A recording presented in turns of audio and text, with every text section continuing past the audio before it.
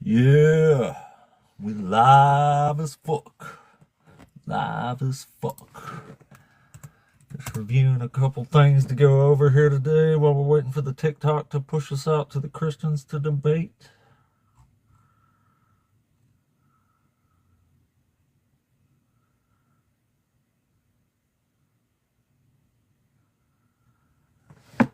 Welcome on in. Time. What's up, buddy? Welcome. Literally just turned this thing on. You jumped right on me today. Still getting some stuff ready here. How you doing today, my man?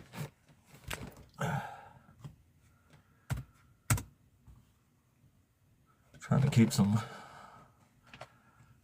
different things aflow here. Doing great, man. Hope you are as well. Hopefully we can deconvert some more Christians today. Oh, bro, I was I was editing one of those videos. It was one of the ones you rode with the with the other dude. And man, let me just tell you, I laughed so hard when I got to a certain spot. I was saying something to the dude who jumped up. I heard your voice go, "Idiot!" Oh, I busted out laughing. I almost shit myself. I was laughing so hard. It's when I was talking to the one guy that was I don't remember his name, but we was talking about the Hebrews 6. It was later in that one. Oh man, I'm laughing about that every time I think about it now. Anyway, we just turned this bad boy on. As usual, we're looking for some Christians to debate up in here about the Bible. And I guess we can focus on whatever, but I try to mix it up a little bit. That way people listening don't hear the same exact arguments over and over again. Even though you're going to hear the same ones over and over again, I'll mix them up a little bit and try to keep everybody spreading. Thanks for the rose, time. Once I figure out what those are, I'll be even more appreciative, I'm sure. I guess it's like a like or something. Anyway, I usually give it 5 or 10 minutes for I bust into my speeching and stuff for the day. See if we can get a few more people in here.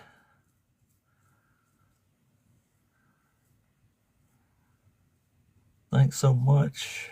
Again, Time. Thanks, Time. You the man, dog. You the man. I wonder if I'm even getting my... I'm not even sure what's on my actual screen. Like, Time, when you look at my boards there, can you say, did they say anything or are they just blank? Like, I don't even know what's on my screen, technically. I don't know what other people are saying. I guess that would help me out. I've been meaning to ask somebody the last several lives, but I never think about it when I'm actually on here.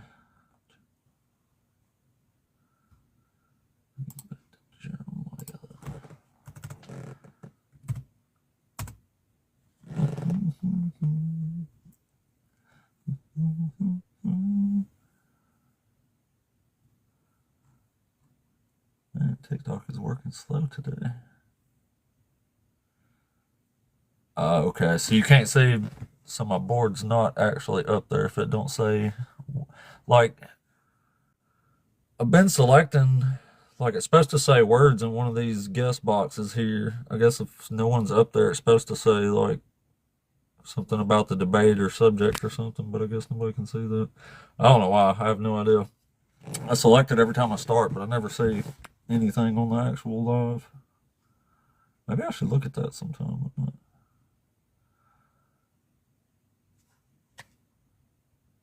What the F, TikTok? What the F, TikTok?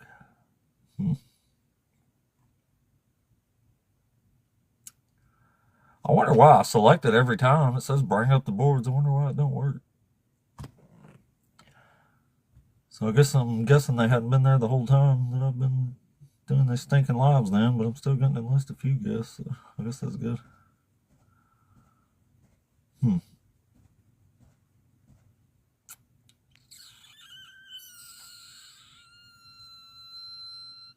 I wish I knew how to fix that. Maybe I could play around with it for a minute here. Love again.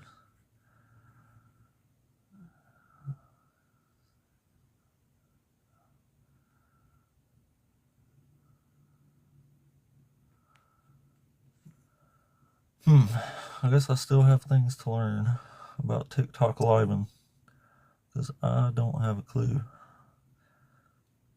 I don't know how to make the boards to put up here. Like sometimes it'll pop up for me and other times it won't, so I have no idea what's going on for real.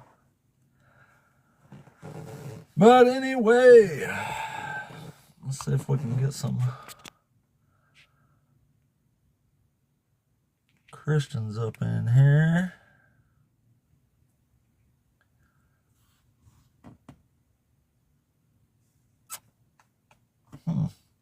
Damn it, that's got me puzzled as shit though with these. What's that there? Quick invites. I'm not even sure how to like comment on here for real.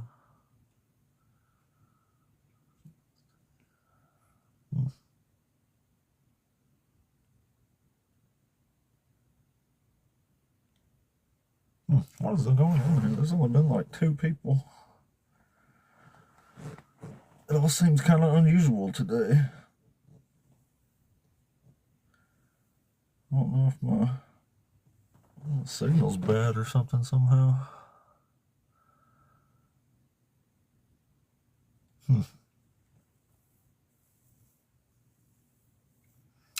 Well, I don't know what to do with it, so I guess we'll just have to say fuck it for the moment and keep on rolling.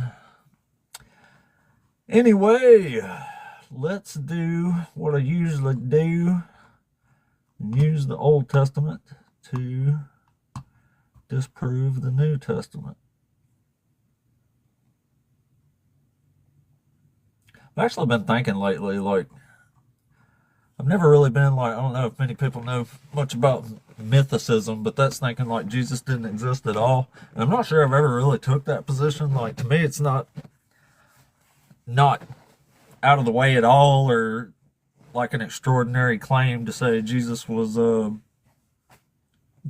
real person. But lately, I'm leaning way more heavily toward the mysticism part because I was thinking about this shit. Like, I'm not sure whoever wrote the New Testament had a fucking clue what was going on in the Old Testament. So, holy shit, that's the God. Dude, like, there's something, maybe there is a God. The godless engineer gonna jump in the second I start talking about mythicism. Holy shit. Wow. Welcome in, Godless. Ain't seen you since the Nano Con. But anyway, man, that's crazy. Yeah, so, I was just thinking, like, whoever wrote the Gospels doesn't seem to have a fucking clue what's actually going on in the Old Testament. So if that's the case, maybe they was just making shit up like Jesus. Like, I don't know. Like, I've never really considered it. I manifest like you. Yes, you do. I think Godless Engineer is the real Jesus. Holy shit, that's fucking crazy. But man, that's nuts. But I was just saying, like I never really considered it like an extraordinary claim to say there was a crazy weird preacher running around ancient Israel. So I mean, to me, that's not even a mundane claim to say there was an actual guy named Jesus. But at the same time, like, just there's way too much of this shit that don't add up, man. Like, way too much. That's just so far off. It's unbelievable that, at least it's unbelievable to me, that they wasn't just making shit up out of straight up air. You know what I'm saying? Time, my man, what is going on? Not a whole lot. What about yourself, brother? You doing all right? Oh shit, I'm all kind of quiet here. Just a second. Oh, my Can you hear volume's me now? almost all the way down. Yeah, it was my volume was down. Sorry. You good, brother? No, I was just saying, man, I'm glad you're doing well, and glad to see you pop on here. Oh, back at you, man. Always a pleasure. Hopefully, we can get some more crazy ass debates going. Well, but I'm going to agree with you on in a different mindset. But the New Testament writers, they don't give a shit about what the Old Testament's saying, not one bit. Again, through Pesher, they're reinterpreting the text into what they want it to mean and what they want it to say. So even though they're using pieces from the Old Testament to show authority in what they're writing, they don't give two shits about what it's saying. I mean, I have to agree, and like I'm getting more and more on to not just that realization, but like the understanding of it. Like if I'm jumping back into the Old Testament, just reading it, just looking for shit about Jesus, like my brain is only gonna pick up the stuff that like is applied to him directly, and I'll just forget everything else. You know what I'm saying? If that does that make sense? Oh yeah, yeah. That's why. So, That's like, why we if had they a were problem. only reading the Old Testament for the purpose of looking for shit to link to Jesus, then I don't. It makes perfect sense that they wouldn't actually understand anything about the Old Testament. They were just looking for stuff to link to Jesus. You know what I'm saying? Yeah, and that's exactly what they're doing. It's just like when John uses Daniel in Revelation. John don't give two shits what Daniel's talking about. He don't give two bits of nothing.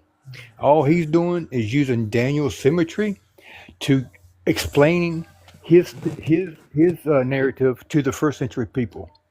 He don't give a shit what Daniel's saying. He don't give two shits about that. Sure doesn't seem like it because it's just the doctrine's so far off. It's unreal. Like, and I mean, I know you can't really just tell a Christian that, but wow. No, they believe that this has godly divine elements to it, and it's put together by the mind of God or something. But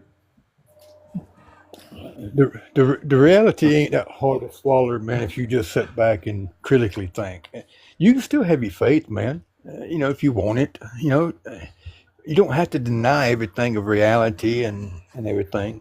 But you can still have your. It's not hard to do, but they have trouble doing it. I guess it was like in my case, like I was so fundamental. Like once it started cracking, it's almost impossible to keep faith. I think because it's just so wrong compared to what you thought it was. You know what I'm saying? Oh, for sure.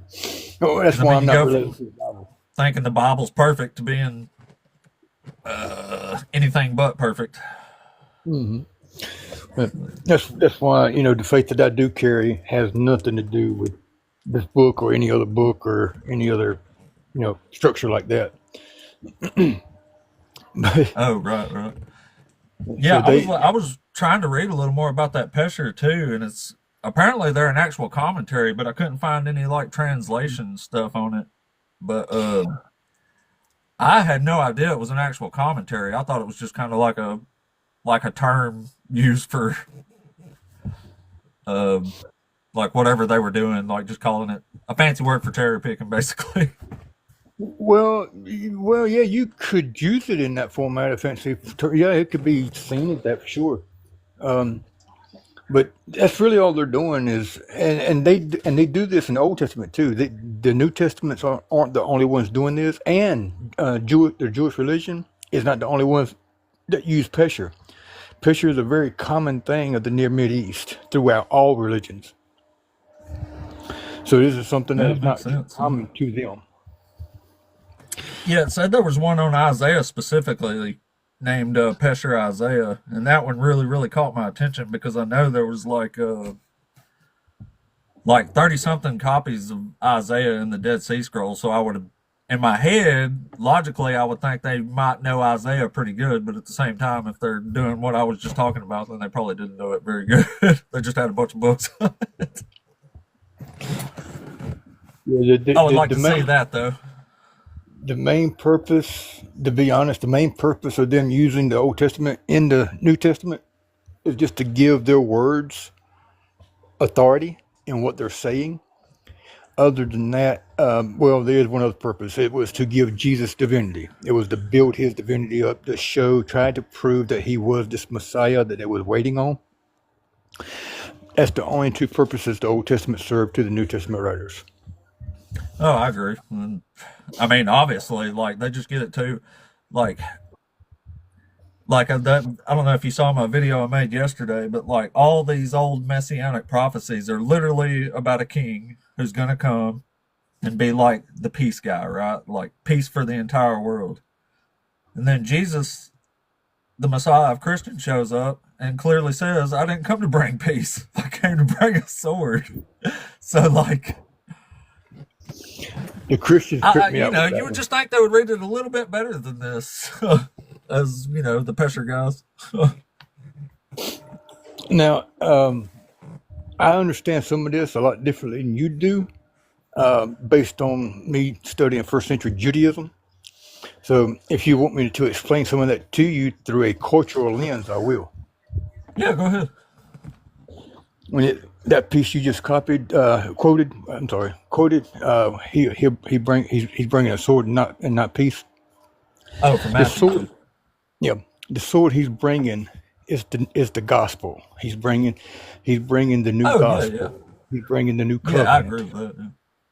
and this new Yeah, I don't think he covenant. meant a literal sword, if that's what Oh you yeah, yeah, mean. yeah. Well, I knew you didn't think that. I mean, I already knew that off the bat. You didn't think that. Oh, good, good. Okay, go ahead. I'll Well, shut up then. I'm just starting from the basics from the very beginning, because I don't like to leave out anything if I can help it. Right, right. So, since we understand it to be the gospel and the new covenant that he's bringing, he knows that this is going to cause divisions between family members. There's going to be some people who believe what he says, and there's going to be some people who don't believe what he says, and this is going to cause strife between the families. Right, This yeah. also leads into that you got to hate your mother and father, and you're not worthy of father. You're not worthy of being my disciple. This Yeah. leads into there as a cultural lens, and the word hate there doesn't mean hate the way we understand it today. The word hate for right there in their time meant love less, Oh, and what sorry, it means. Tom. Thank you, Godless. No problem. You're still my fucking hero. All right, go ahead, Tom. Sorry. You good. Meant loveless. And what the loveless means is priority.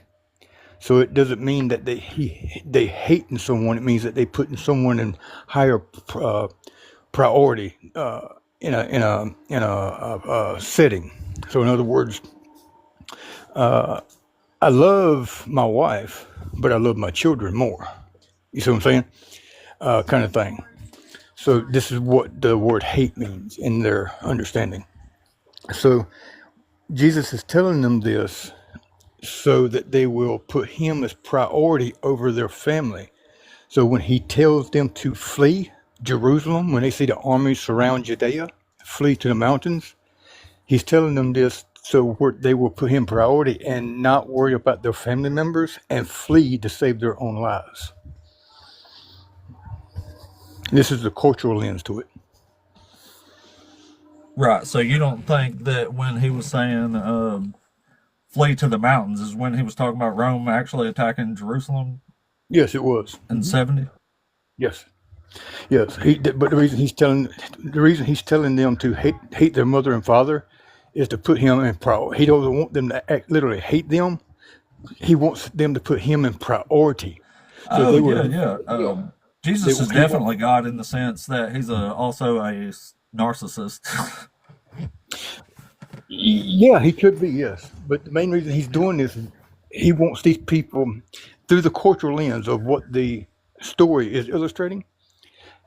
What Jesus is doing is trying to convince them that he is this person and he is trying to give them their salvation. Salvation ain't this godly gift, it's the gift of life. He's preserving their life by telling them, believe me, I am who I am. When I tell you that when you see these things, flee to the mountains. Don't worry about your family. Listen to what I told you and leave. If you do this, you will live. So he's trying to convince them to leave when they see these things and not worry about their family. Because if they worry about their family, they're going to stay and die with them. Because during Yeah, that I agree war, with that. Yeah. 1.1 to 1.2 million Jewish lives were lost. Yeah, that was a crazy time. The Jews used to be fighters back in the day. They put up a hell of a fight during the 70 AD. Well, to be It was honest with you, crazy siege. to be honest, Rome didn't beat them. They beat themselves. The Zealots caused them to lose everything.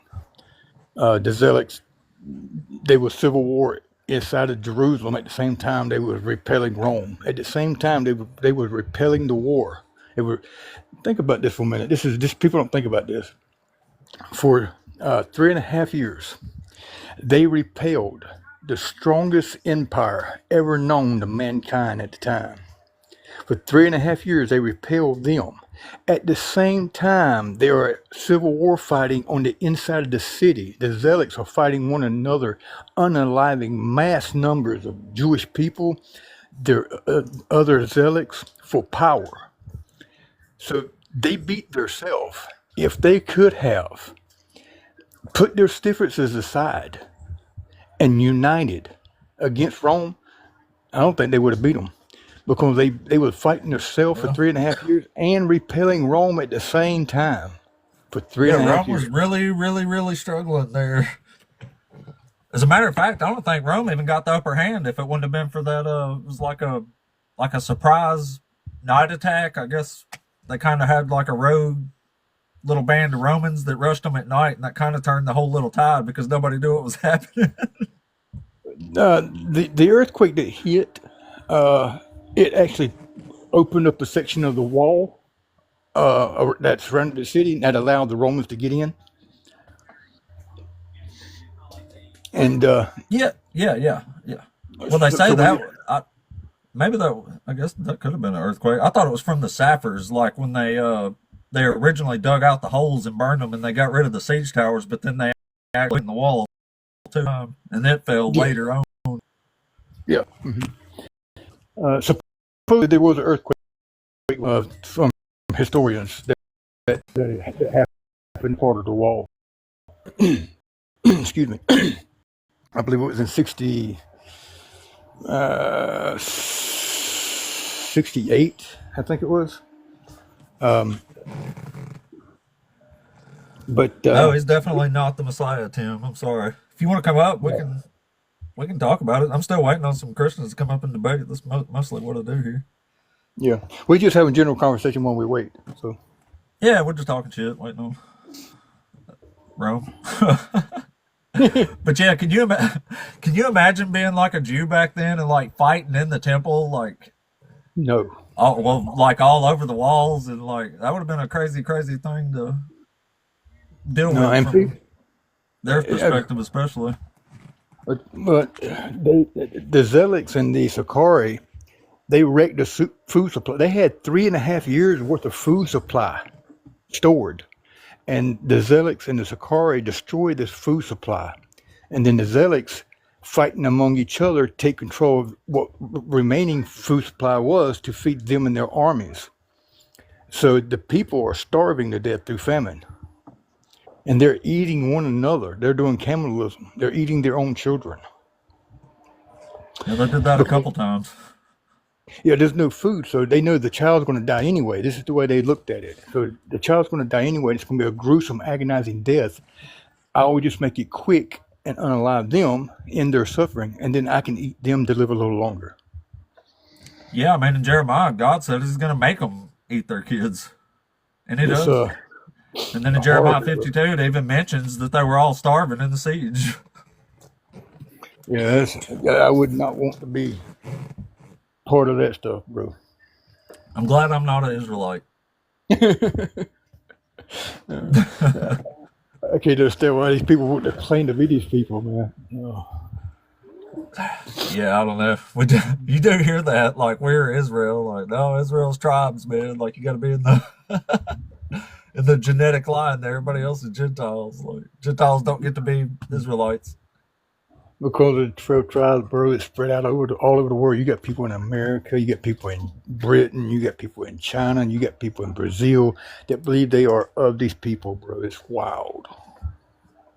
Yeah, I used to actually think, uh, So I did a DNA thing, right? And I've always heard that we had like Hebrew ancestry, and it turns out I had a pretty full-blooded like great grandfather who was full-blooded Jewish, but I still only got like 1.1% Hebrew genetically. So it's still almost nothing, even Yeah. with a pretty close relative, but not a lick basically. Yeah. Well, they're definitely descendants of these people. There's no question about that. But you can't prove your linkage to them. No one can prove what family they supposedly come from. No one can prove they're a Levite. None of these things. They don't exist anymore. No, I reckon I'd have to agree with that. And since the Messiah has to come from the loins of David, then it's looking pretty grim for Hebrew messiahs at this point, I think. Oh, I got a good piece for you. I'm glad you brought that up. That's not accurate, actually. He doesn't have to come from the line of David. There's a piece that they didn't have. It's in the Dead Sea Scrolls, but it's not in the other original writings. So they wasn't aware of it, the New Testament writers. If they were aware of what I'm about to tell you, they would not have pushed the Davidic line as hard as they did. In Jeremiah 31, the covenant ends. God breaks the covenant with them in Jeremiah 31, and the seed of David is no more.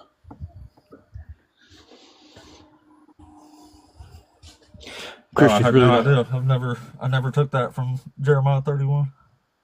Yeah, Christians really hate when I tell them that. Which part of the 31 are you talking about?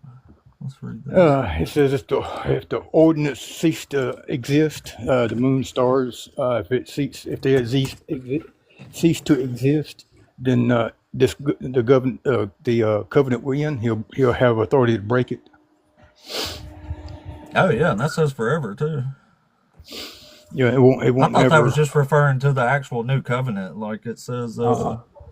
Nope. Yeah, it says if this fixed order were to ever cease from my presence, says the Lord, then also the offspring of Israel will cease to be a nation before me forever. Ever. Yep. He breaks the covenant right there. Yeah. The Well, ordinance that I thought that was saying like it builds the new covenant, like he gives it. It says I'm going to write my law in their hearts. Then Mhm. it says, if the fixed order by day or moon will ever cease, then Israel will cease to be. Yeah, I mean I use that all the time. I just didn't think of it as anything to do with like the line of David. That was like a national Yeah. type creed, I guess. Yeah. Well, it says that the throne of David will never like a man to sit upon it. It would never go empty, and we know that it Right, does. We know that right. David goes without many people sitting on it. And Oh, okay. So you're linking it with chapter 33 too. yeah, Okay, that makes more sense. so this is Yeah, why. so yeah, that would be yeah, that's the same thing I would say. Like it didn't obviously didn't happen where Orthodox Jews like Tovia Singer would say this is interrupted, Mhm. as they put it. No, it's not And that's what interrupted. I was saying the other day. I don't know where they got that from because if it breaks, it's not interrupted. It's broken, according to Jeremiah 31, what we were just talking No. about. The man said that there will never be a nation to me ever again. That doesn't mean there won't ever be a nation upon this world. What that means is they're no longer going to be a covenant nation of God. They're no Right. longer going to be the covenant chosen people of God no more. People I misunderstand agree. that. They still exist today. Well, that's not what it's talking about, you imbecile. Yeah, they ceased to exist before Yahweh as a nation. Yeah. Hmm. But Yeah. they don't Yeah. like that. But now, if the New And Testament writers had that piece of Jeremiah, they would have never pushed the Davidic line as hard as they did. They didn't yeah, have I mean they goofed it anyway, in my opinion. Like the and Jewish Orthodox Jew. Have you ever spoke to an Orthodox Jew? yeah, yeah. Actually, I've got a lot of my knowledge of the Old Testament from Tovia Singer. He's Um, probably one of my favorite rabbis. they're very close to a Christian's theology. They're super close.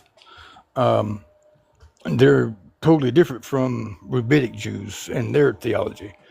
Um, so it's really weird to see them argue with one another. It's something to see. Um, but I've only come across two, maybe three of them on this app that I've gotten speaking to. I've gotten to speak to. Very good conversation, except for the one. It was, yeah, we won't talk about that one. But anyway, other than that, it was good. They they're very in line with fundamental Christians in a lot of ways. Yeah, I think they're just kind of woven together culturally in some aspects. Um, like Tovia Singa always argues against the New Testament, but at the same time, I don't know, it's kind of weird. Like he seems to be like friends with them all too, like agrees with them but disagrees at the same time. It's almost like Jordan Peterson. You can't figure out what the fuck he's whose side he's actually on. You know what I'm saying? Jordan Peterson is a good hustler for sure. Yeah, you can't never figure out what he's talking about though. Like, are you, what are you, a Christian or an atheist? Where are you at? You just can't get a straight answer out of the man. Yeah, no doubt, right? Just yes or no, bro. Just yes or no. Yeah, I don't know, but I've been a Tovia Singer fan for years now. I really like the way he's got a really big sense of humor. I like the way he talks and all that stuff. But uh, Pastor Jay, what's happening, my man? What's going on with you? Pastor What's Jay up, is a Pastor? really, really nice fella. Yeah, yeah, I know, Pastor. We're friends. Yep. Oh, that's cool. I didn't know you knew each other. Yeah, we have the same theology, for fulfilled eschatology understanding of the Bible. Oh, that's cool. I talked to him for a little while one time, but I'm not real. Wasn't super long, I guess, so I wasn't real sure. He doesn't seem to be like a fundamentalist though, by any means. He's not. No. We're just gonna talk about you, dog. So he's from New York. I'll give you a pass on that, Pastor Jay.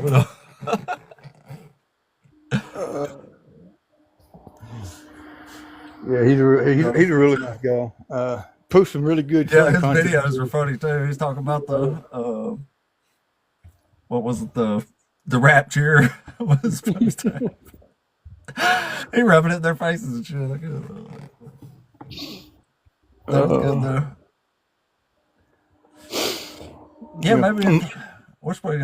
Pastor, we still maybe we could set up a longer discussion one day.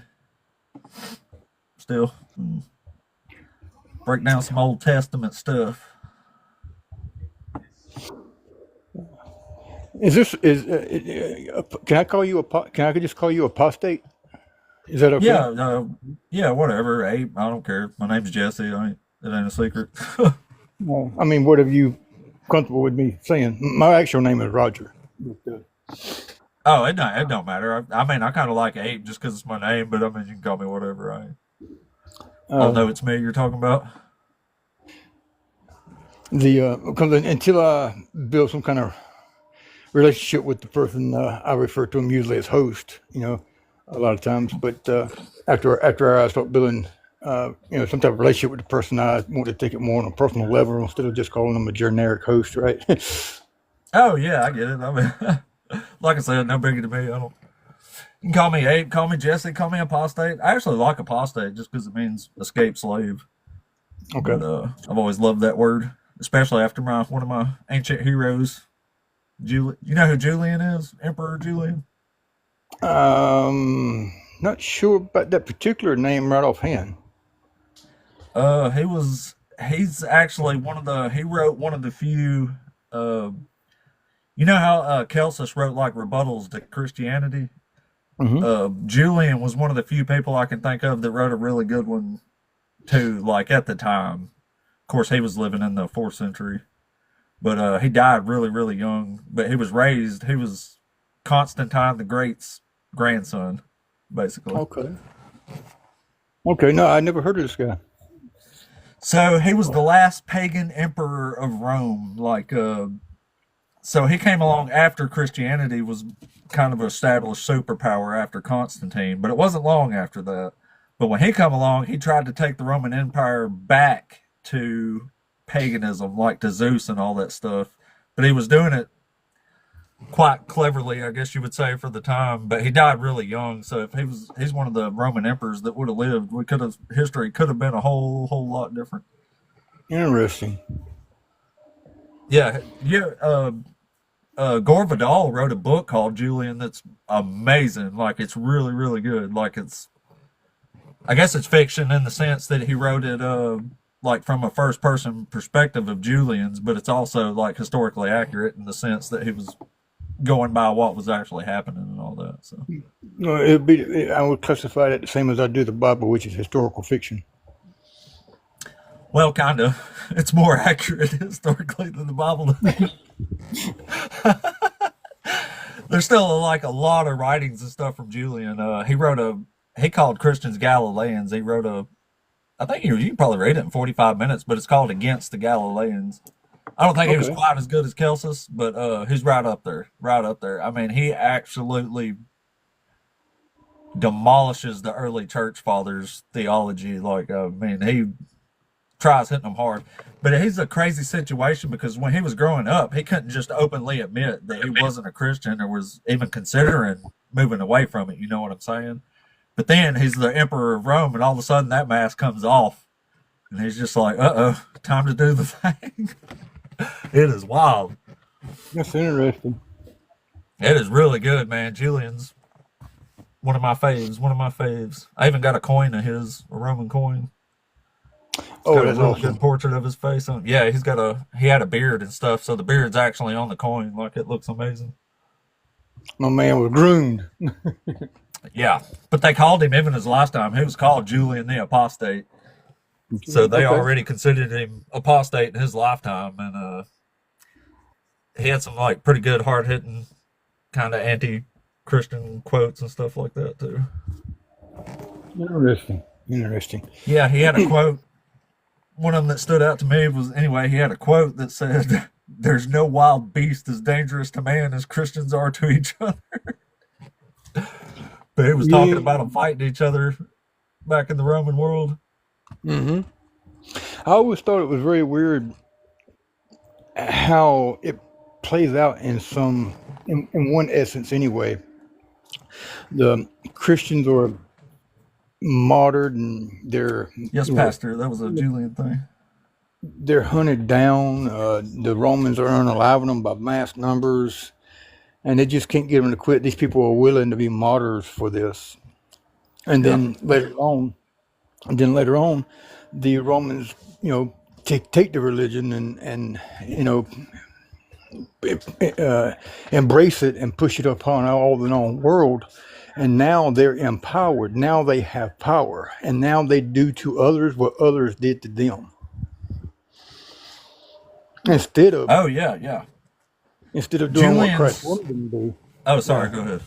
no, I was just saying, instead of doing what Christ supposedly was telling them to do, they flip the script and start unaliving other people as in a retaliation, in my opinion. But Oh yeah, yeah, definitely.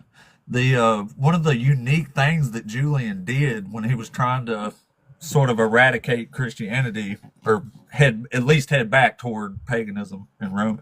Anyway, he knew that if he just started unaliving Christians, then they would just consider them martyrs, right? So he knew that was a bad thing. It's like empowering to them, you might say. So what hmm he did was recalled all the exiled church fathers that was like super powerful but had already lost some of these battles. So he recalled them. He said, "Hey, it's okay. Y'all all come back." And when they did, the results were immediate and violent. But they basically started destroying each other from within because he knew they would start fighting each other again. So it was a crazy thing he pulled on there. Oh, I got somebody here. Maybe let's see. Zach. All right. Zach, you there? Zackle? Yeah, how you doing? Hey, what's up, brother? You over 18? Yep. Are you a Christian? Yep, I am. Oh, okay. Awesome. Do you want to address something I already said or No, not want me particularly. to jump into? I I have my own topic if you're interested. Yeah, sure. What's up? I wanted to know what your opinion was on the Shroud of Turin. I think it's just a faked medieval forgery. Did you see They actually did analysis of the fibers, and it showed a few things that dated it to the first century. One of them was the blood analysis, and that's a huge, huge deal. And another one was actually showed like pollen from the Shroud of Turin that would have been in for the first century Judea, and actually around springtime, like during Easter time. So it kind of matches the timeline of the resurrection. That's a more recent study you're talking about, right? The past like 3-4 years, yeah. Did you actually read the study? Yeah, I did. Yeah, that it said that study was contingent on the shroud somehow being like preserved in a perfect conservative climate since Yeah. the first century. Not perfect, but it's not what it said. Well, But it there's no actually yeah, there's also no such thing as a conserved climate for 2,000 years either way. well, But so the same people actually posted a study next to it that said that it did have the correct storage methods to complement the study that they posted. I mean, I just don't see how the thing's been on fire twice. Well, hold on. If you're going to cite the study to make a point, you have to actually cite the study that they posted right next to it to show that it has been preserved. So I mean, I just don't understand how it's been. There's no such thing as preservation methods for 2,000 years. You know what I mean? no, again, it doesn't like the study doesn't say it has to be perfectly preserved. It just has to say it. They took an average temperature that they determined would have fit it based on the pathway that it took to get from Judea to Turin. So it's not like they studied it giving like with a given that it was kept inside of an airtight box. Like they understood that based on the study, they concluded it was mostly indoors. It mostly was kept in a more secure spot. And it was rarely like on display or it was rarely in sunlight. So they made a conclusion based on that pathway and the known reports of it, like the suspected reports of where it might have been, that it was actually fitting their range of temperature and humidity that they provided in the initial study. Oh, I mean, possibly. Just like I said, from everything I know about it, like nothing adds up. Like the first historical mention of it is literally a guy in like the 12th or 13th century warning the Pope that he caught the guy faking it. He said, "This is a fake relic. The thing has ochre on it, like red. That's like a fake dye, basically. It follows medieval stitching patterns. So there's actual surviving shrouds from the first century. Like, I don't know if you know who James Tabor is, but he's got some really good videos on like actual first century shrouds that have. There's only a few in existence. Obviously, it's a very rare thing. Right. But like, here's another problem that I have with it. So up until I want to say all the way up until like 200 CE or AD, whichever one you use, every early known depiction of Jesus, which isn't many, but Jesus never even had a beard until like the 3rd or 4th century when he was depicted. Like all the earliest depictions of him have him as a clean shaved, short, curly haired guy. So, I mean, I'm not even sure that anybody thought he had a beard in the 1st century. That one came along till way later. I'm not sure that's actually accurate. I think the oldest depictions do have him have a beard. I know there's many of the first depictions that do have him without a beard, but I don't think it's fair to say that none of them have him with a beard. Yeah, but I do Oh, want to. yeah, but I mean, even if it was a bearded guy and it was from the 1st century, there's no way to say that was Jesus. It could just look like Jesus. You know what I mean? Like without Jesus' DNA, you can't make it Jesus's shroud either way. But I mean, like, so I just don't see nothing adding up. I mean, 3 different independent dates all put it in the 12th or 13th century as far as carbon dating goes. So, I mean, that's 3 independent convergences. well, You know what I mean? dog, chill. So actually, let me address a couple things you said there because you made a couple points. So the first one is that we do have historical mentions of the Shroud of Turin. Obviously, we didn't call it the Shroud of Turin until it was in Turin, but we think that it also could have been the Eusebius shroud, which is documented in the first few centuries. As for like the pigments of the bishop, I think is what it was, that reported to the Pope that it was fake. There's actually none of those pigments on the shroud. We don't know why he said that. I think he just guessed. There's ochre, though. There's definitely ochre on it. No, Red ochre. like the famous Stirp study, that was the first major comprehensive study on the shroud. concluded that there was no dyes there. The second thing is the weave. The weave was perfectly plausible in the first century. It was like something like a cross Y weave or something like that. I don't have my notes in front of me, but it was perfectly plausible in the first century, and they had access to that. As far as even if it was the first century, how do we know it's Jesus? The studies conclude that there's actually only about 70 people that it could fit. Obviously, that's a more rough estimate. We don't know exactly the number, but it's only about 70, and that's before you even think about the specific details of the blood and the image on the shroud. Yeah, I'm actually looking some stuff up right now, and everything I'm seeing says there's definitely red ochre on it. Yeah, I mean, I can look that up in a minute, but Well, I mean, like, we can argue about the shroud all day, but I mean, it's not really going to get us to was Jesus a Messiah or not. You know what I mean? Well, if it shows his resurrection actually did happen, that's pretty significant, I think. Well, it wouldn't prove that. It would just prove that there was a shroud that he was covered up with when he was dead at some point. It wouldn't prove he came back to life.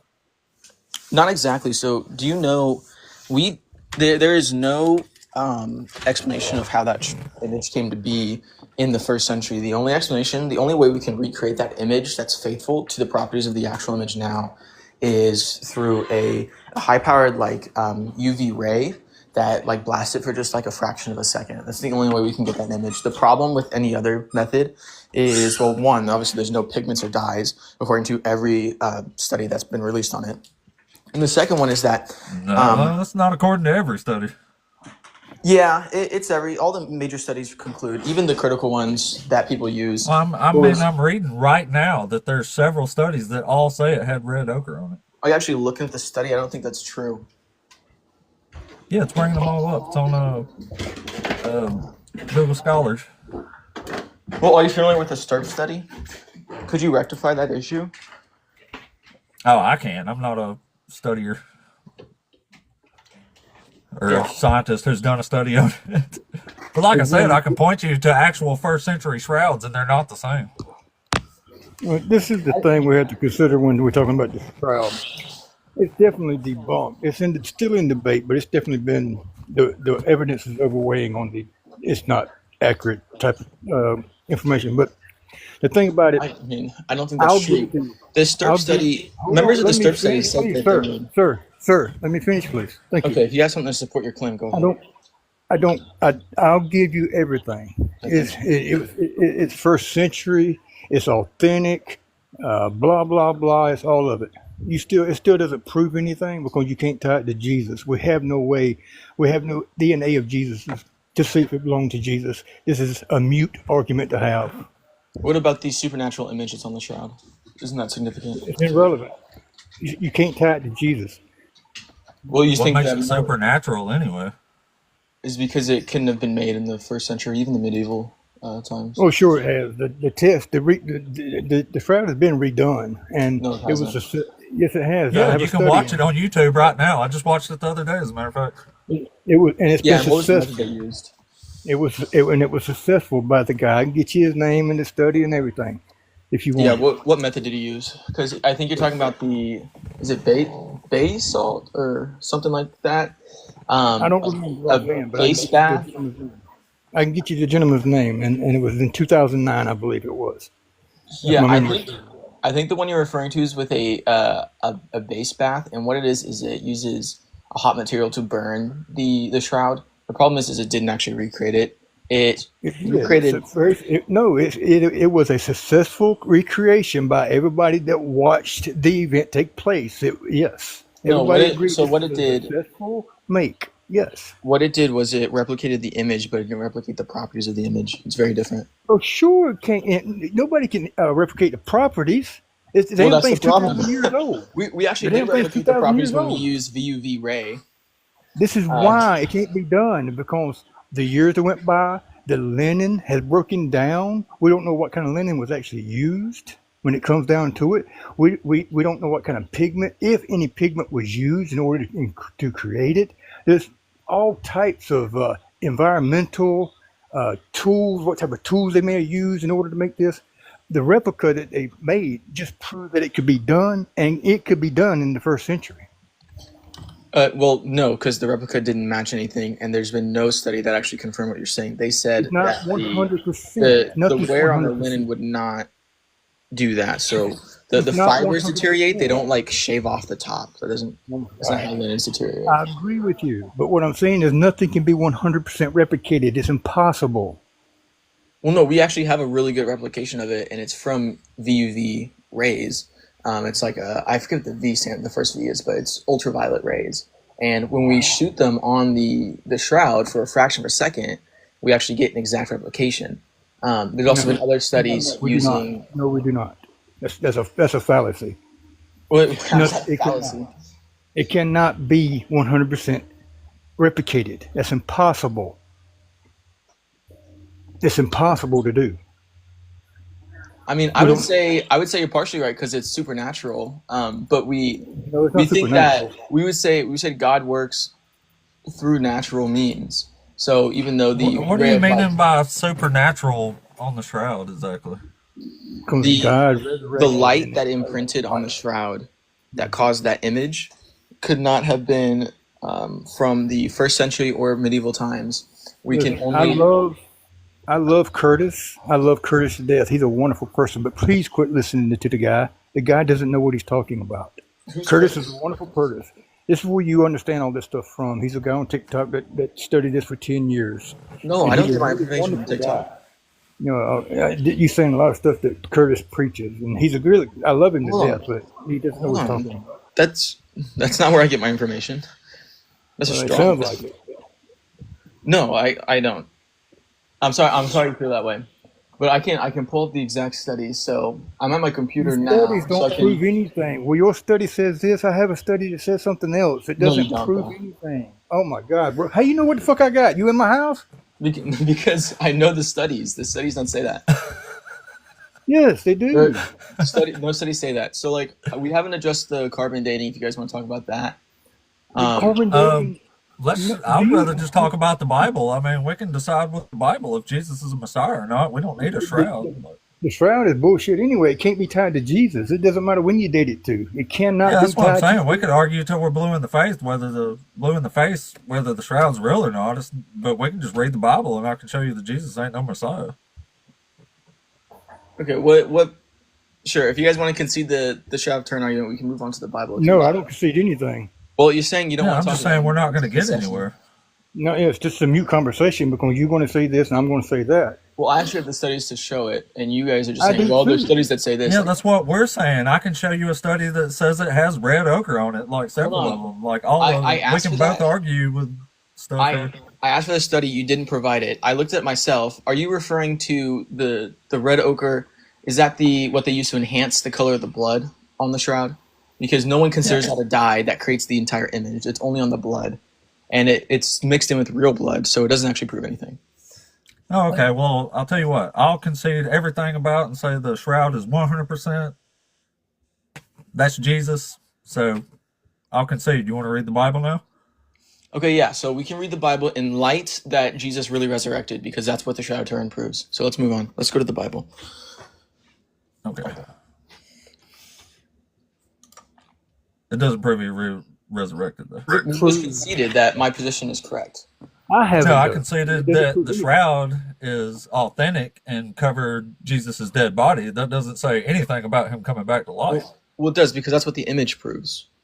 I won't concede that it covered Jesus' body because there's no way to know that it covered Jesus' body. This is my point. We don't know who this shroud covered. My point is that you cannot tie it to Jesus. I don't give a shit how authentic it is. You cannot tie it to the man that you claim it belongs to. This is impossible to do. We don't have his DNA.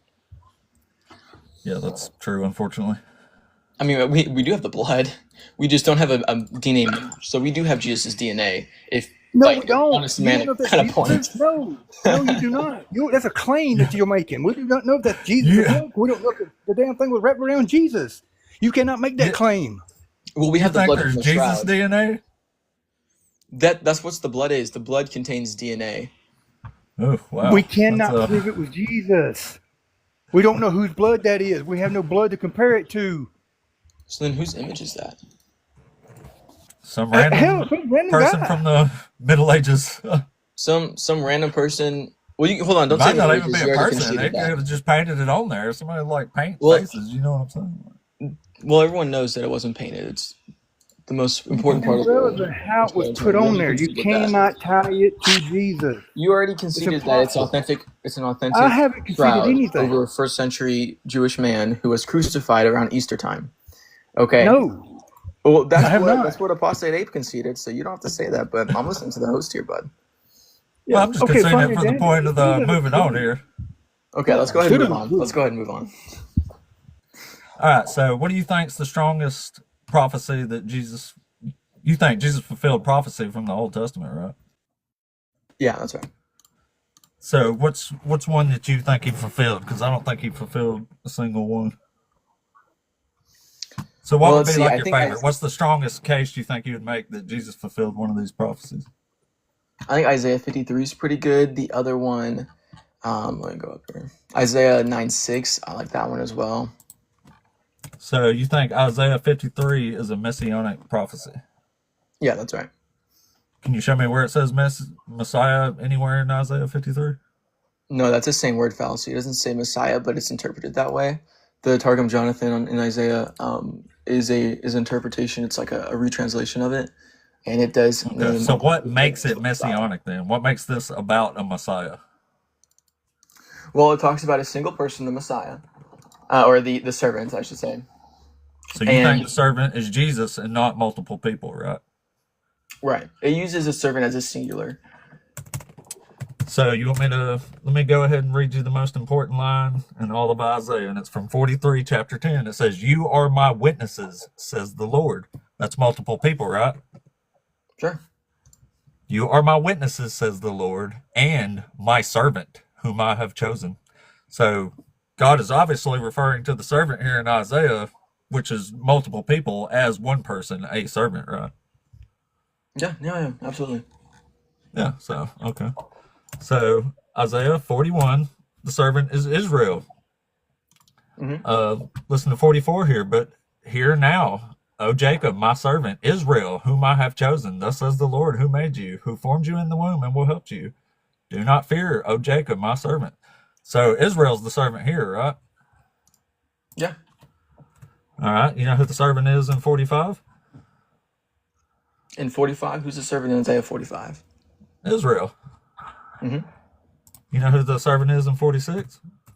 Who's the servant in 46? Israel. What about 47? I don't know.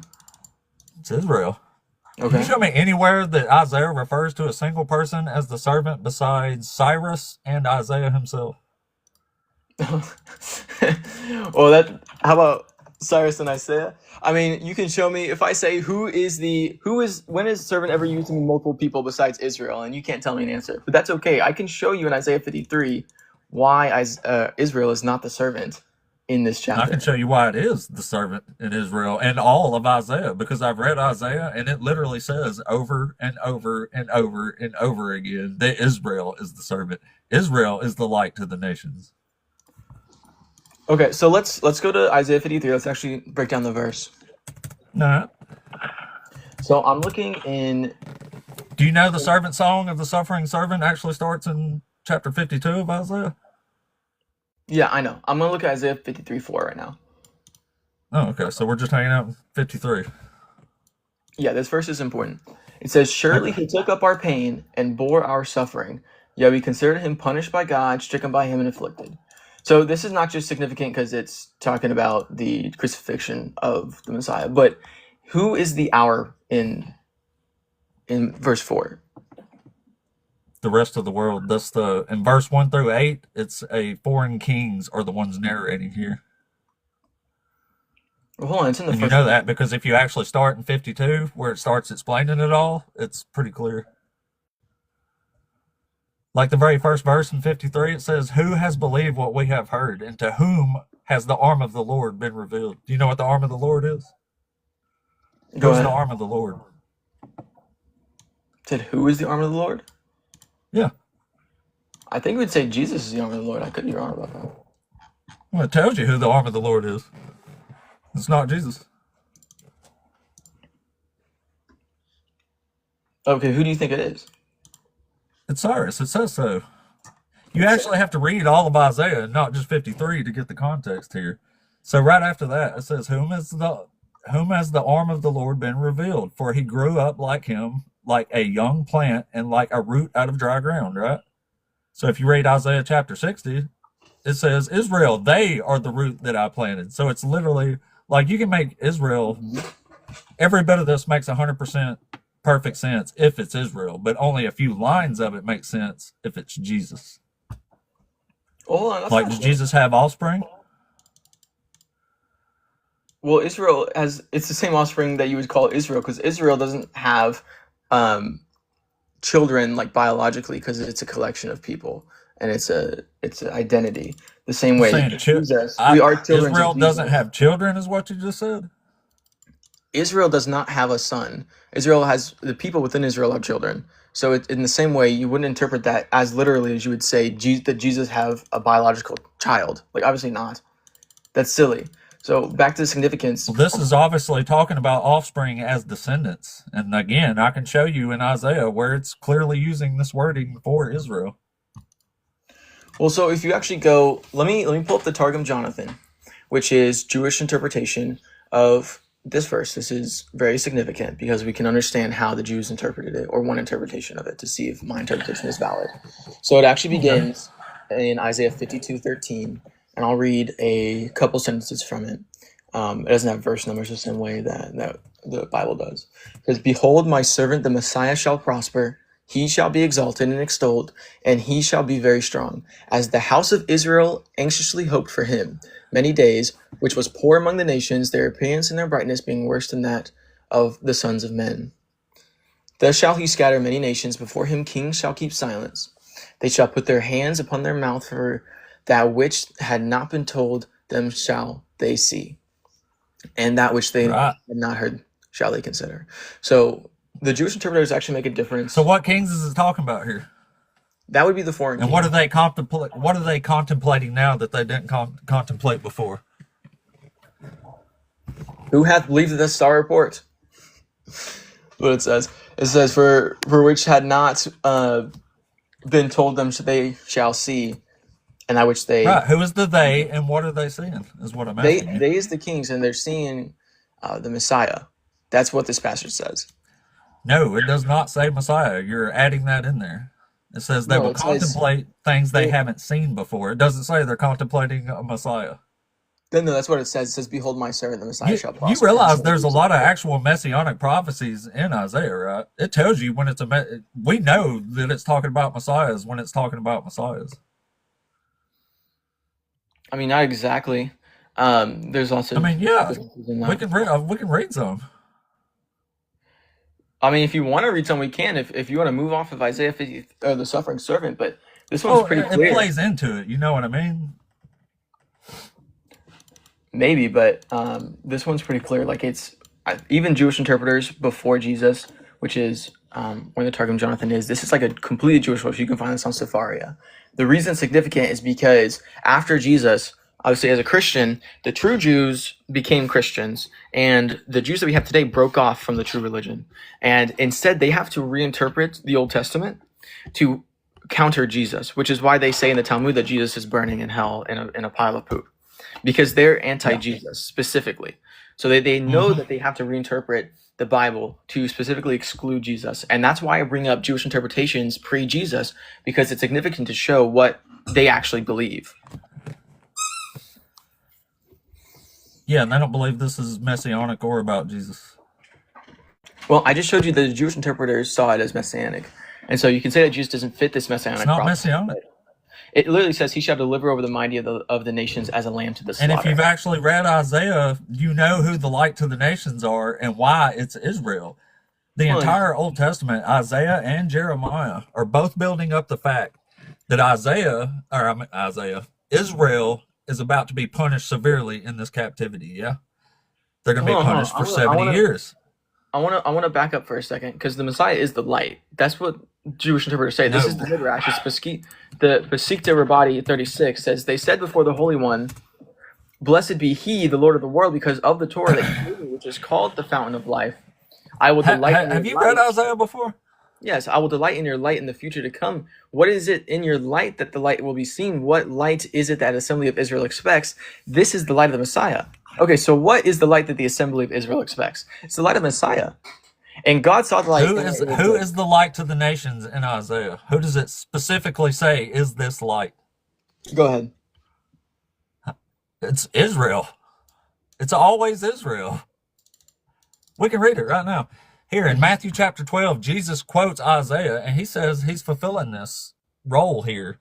It says, "Here is my servant whom I uphold, my chosen in whom my soul delights. I have put my spirit upon him. He will bring forth justice to the nations. He will not cry out or lift up his voice or make it heard in the street. A bruised reed he will not break, a dimly burning wick he will not quench. He will faithfully bring forth justice. He will not grow faint or be crushed until he's established justice on the earth, and the coastlands await his teaching. So this is saying, this is talking about, this is actually titled A Light to the Nations. So this is talking about Israel. And it says, if this is messianic, it's saying this Messiah will not be crushed until all these things take place. So this Messiah, when he comes, has to bring peace to the entire world. And there's not peace on the world right now. Jesus was here 2,000 years ago. But let me read it a little bit more here. And it says, "Thus says God the Lord." This is chapter 42, by the way. "Who created the heavens and stretched them out, who spread out the earth and what comes from it, who gives breath to the people upon it and spirit to those who walk in it. I am the Lord. I have called you in righteousness. I have taken you by the hand and kept you. I have given you as the covenant to the people, a light to the nations, to open eyes that are blind, to bring out prisoners from the dungeon, from the prison who sits in darkness. I am the Lord. That is my name. My glory I give to no other, nor my praise to idols.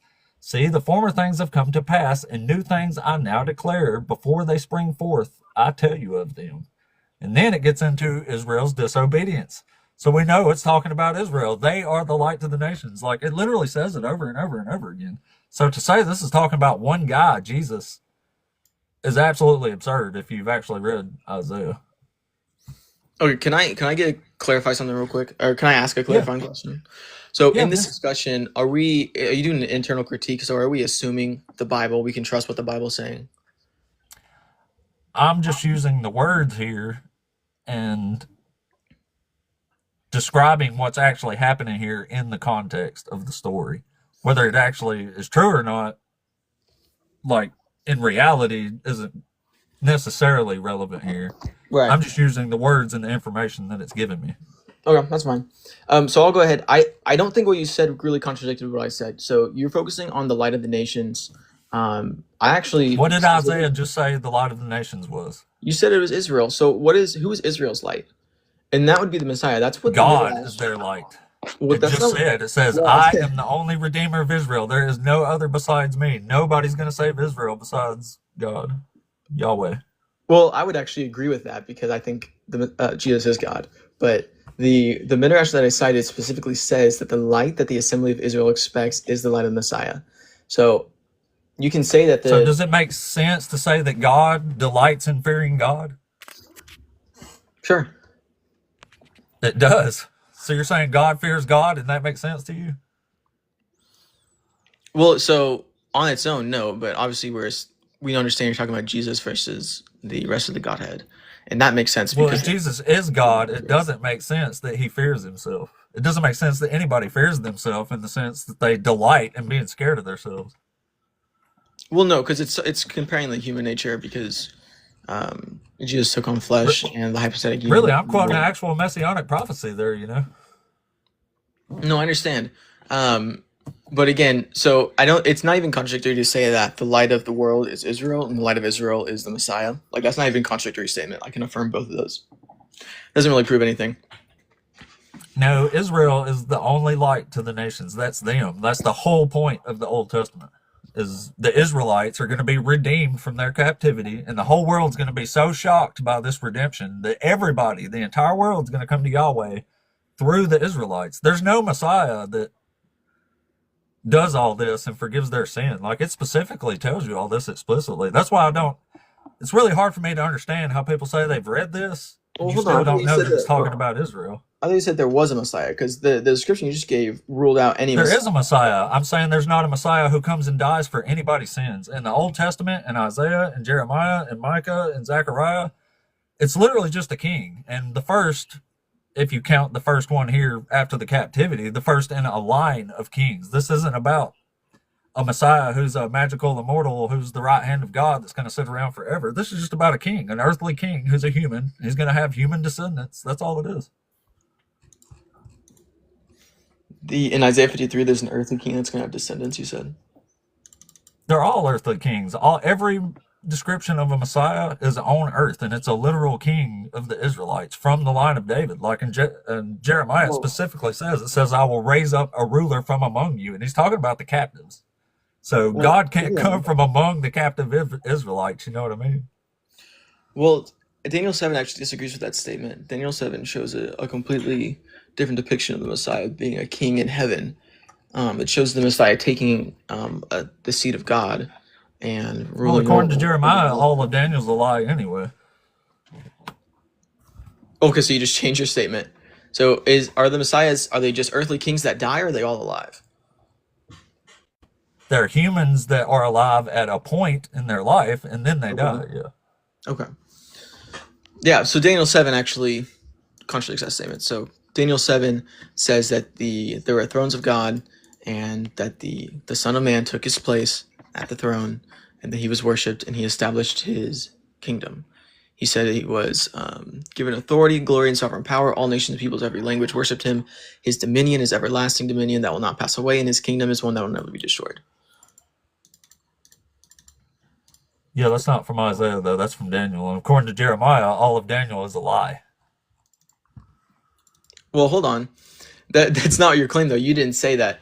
You brought up other chapters, and you said in none of these, or not other chapters, other books. You said in all these books you couldn't show any of this, and I pointed out Daniel 7. It's a very popular one. That did show that the Son of Man, the Messiah, was in heaven ruling his kingdom. But Daniel is a lie Why would you say that? because that's what Jeremiah says. Can you give me the verse in Jeremiah again? That's chapter 29, verse 8 through 10, I think.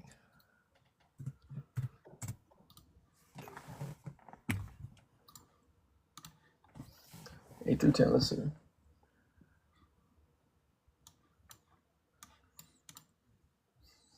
So, okay, why does this mean that Daniel's a lie? It just says that don't believe false prophets.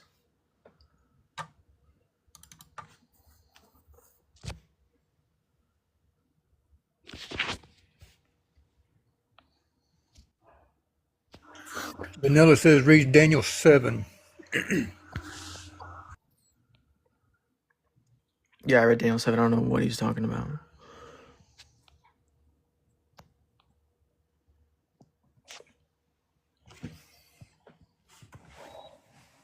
Vanilla Gorilla. I like that name, by the way. You want to say which actual verse you're talking about? Well, do you know what Jeremiah 29, verse 8 is saying? And 9 and 10? It's saying, don't believe any prophets who are among you. And it says, do not listen to the dreams that you dream, for it is a lie that they are prophesying to you in my name. I did not send them. It says, I will not visit you for the 70 years. God is abandoning them. So he's not there to give Daniel prophetic dreams. Hold on, what version do you read? I'll pull it up in a second. The NIV says, do not listen to the dreams you encourage them to have. Oh, that's the NIV. Yeah, that's probably your problem there.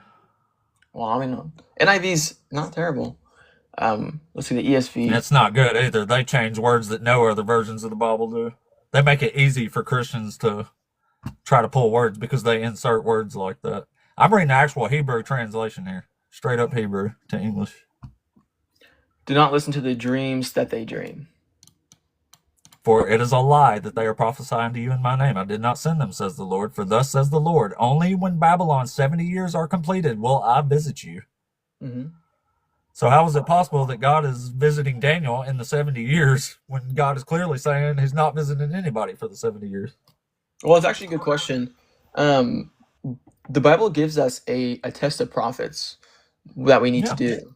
And Daniel passed, and these prophets will not pass How that did he down. pass? Daniel gave an end times prophecy. You won't know if that passes till the end. Well, Daniel's prophecy was all wrong anyway. He doesn't know what he's talking about.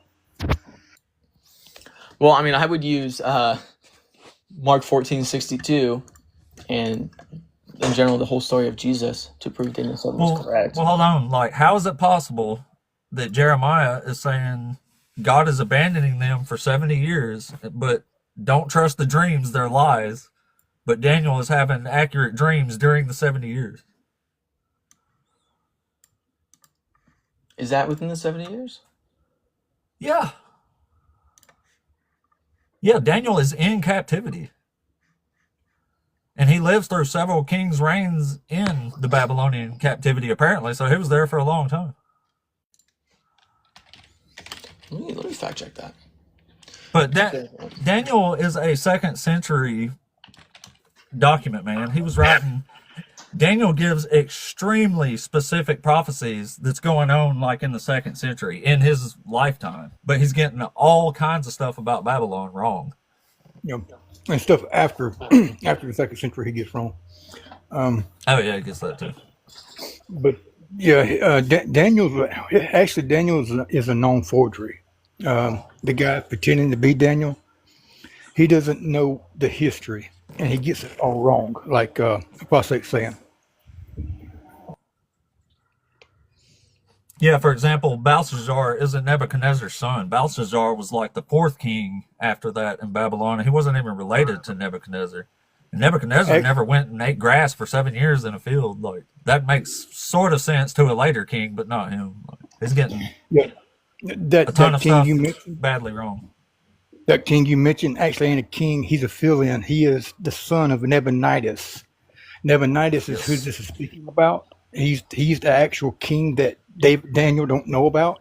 He's the last king of Babylon, and his son is ruling in his place while he's gone for 10 years. This is called replacement history, and what they're doing is taking Nabonidus' story and applying it to King Nebuchadnezzar because he's the most famous king known. And Darius the Mede wasn't a real person or a real king. When you said who was the real king? Do what? The actual king at that time, where Daniel's wrong. He thinks it's Nabonidus' son, but Nabonidus' son is just filling in for Nabonidus. Nabonidus is the actual king at the time, but he doesn't know that because he doesn't know the correct history. Because the guy who's writing Daniel, pretending to be Daniel, doesn't know the correct history. He's writing this in the That 6th century BCE. Yeah, and I would Why do back you that think up. it's in the That's why 2nd they century? know it's a 2nd century document, because Daniel is also giving very specific details about stuff that's happening in the 2nd century BCE, like Alexander. He says one king is going to come and forge this great kingdom, and it's going to split into 4, but they're not going to be as powerful as the first king. Like, that's exactly what happened to Alexander. He made this, conquered Persia. He has a huge empire. It splits into 4. The one of them that it splits into leads to the Seleucids, which is Antiochus IV. And Antiochus IV is the one that literally put the abomination of desolation in the temple and sparked the Maccabean revolt. And that's what led to Hanukkah and stuff. So it's a big part of their history. He's on point. On point. Hold on. Daniel was in the Dead Sea Scrolls. Yeah, but nothing in the Dead Sea Scrolls is older than when Daniel would have been written, like in the 167-ish BC. The oldest thing in the Dead Sea Scrolls is from about 100 BC. Yeah, so the oldest thing in the Dead Sea Scrolls would be the 2nd century BC, which would show that it pre-existed the Dead Sea Scrolls. No. First Is century. he the Well, the Dead Sea earliest Scroll? thing is 150 BC, but even if you said it was 100 BC, it would still be 2nd century. 100 BC is 2nd century. But it would still show it's Daniel wasn't No, written. that's first century. There's no 0. The Dead Sea Scrolls stretch across a period of time from the 3rd century BCE to the 1st century. Oh, look Okay. at that. 3rd century BC. Yeah. So what the narrative of the story in the concept of Daniel is supposed to live in 500 BCE, in the 500s, the 6th century. Okay, he's in Babylon captivity when the Jewish people went into captivity through Babylon when they conquered them. So this is when he's supposedly writing all this. This is when he lived. But the guy who's writing this is not Daniel. He is a guy in the second century BCE writing all this. This is why he gets all the Babylonian history wrong. And all the stuff that he gets right is because he's living in that time, which is around 164 BCE. So do you think Yeah, that Daniel the gives Dead Sea Scrolls super are the explicit original? detail on what's happening in the second century and gets a lot of it right. Some of it's wrong, but a lot of it's right, and it is extremely specific. And I mean extremely specific. So do you think the Dead Sea Scrolls contain the original manuscript for Daniel? Yeah, there's Original? no No, such thing as we don't have original. originals of anything, yeah. Yeah. So any textual Interestingly scholar, enough, the book of Daniel is the one and only book in the entire Bible that has any Aramaic writing at all in it, which is the language Jesus would have spoke. And this is another way how we know wouldn't it's a be written in forgery. Aramaic anyways. This is another way how we know it's a forgery. But when I say we, I'm talking about scholars. Not that I'm a scholar, but I studied with them. When it comes to academia, the guy who's pretending to be Daniel, he's writing in the wrong Aramaic. He's writing in a newer style Aramaic, so he's writing in the wrong language. He doesn't know the older Aramaic in which it would have been written in. So this is another telltale sign that this guy this is a forgery writing. Yeah, and he clearly didn't know that Jeremiah said you can't have prophetic dreams during the captivity. So I don't even think he read Jeremiah. He did know that he mentioned the 70 years, but that was it.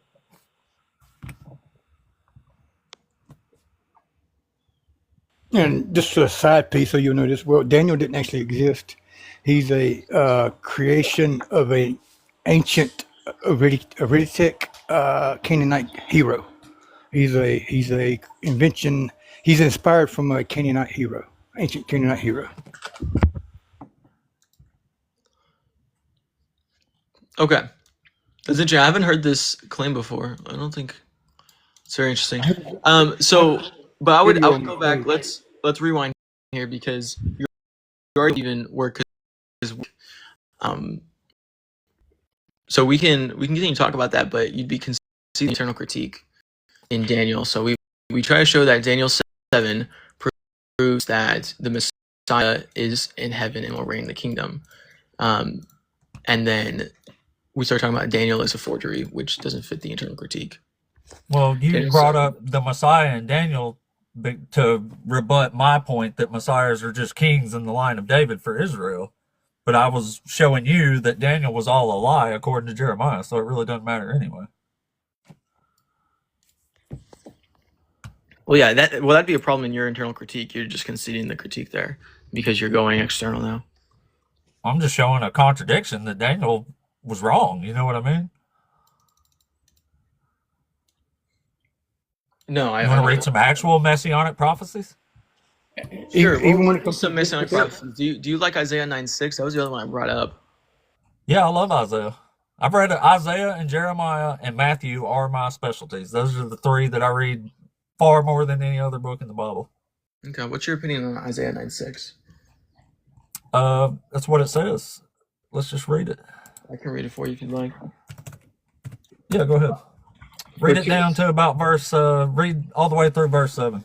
That's fine.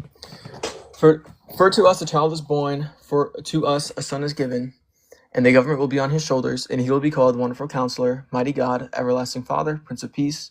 Of the greatness of his government and peace there will be no end.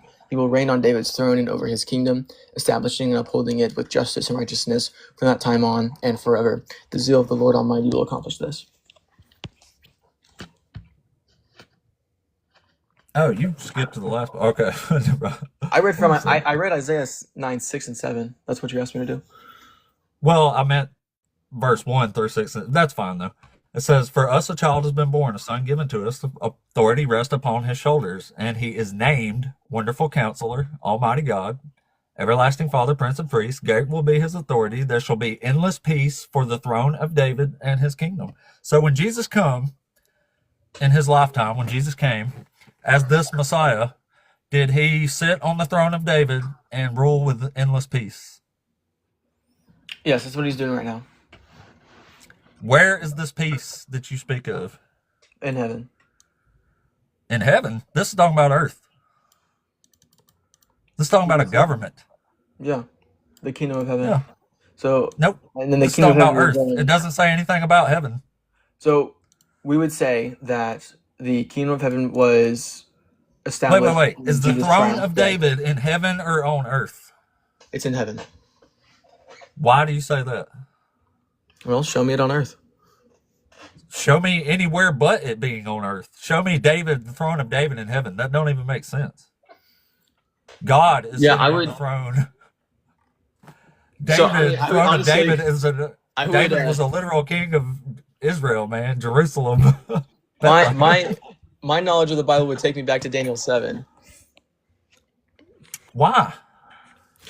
because it shows the king or the throne being in heaven. The Look, this throne says, of the look, we kingdom just that read it. rules. It says, well, listen, it says, there shall be endless peace for the throne of David and his kingdom. He will establish it and uphold it with justice and with righteousness from this time onward and forevermore. So you're just saying there's peace in heaven? Like, whoop-de-doo, man. What about this peace on earth that we're promised through all these messianic prophecies? Yeah, that's just the second coming. So, I mean, we can talk about that if you'd like. That's not in Isaiah, though. You're not reading that in Isaiah. The Jewish interpreters and the Jewish writers who understood this, they understand. I actually have sources that agree with me on that. I don't know who you're talking about, but that is not what Isaiah says ever. Sure, I can show you the Talmud and I can show you in Rabbah as well. Show me in Isaiah where this is referring to a heavenly kingdom and not a literal kingdom on earth that's Jerusalem and the Israelites.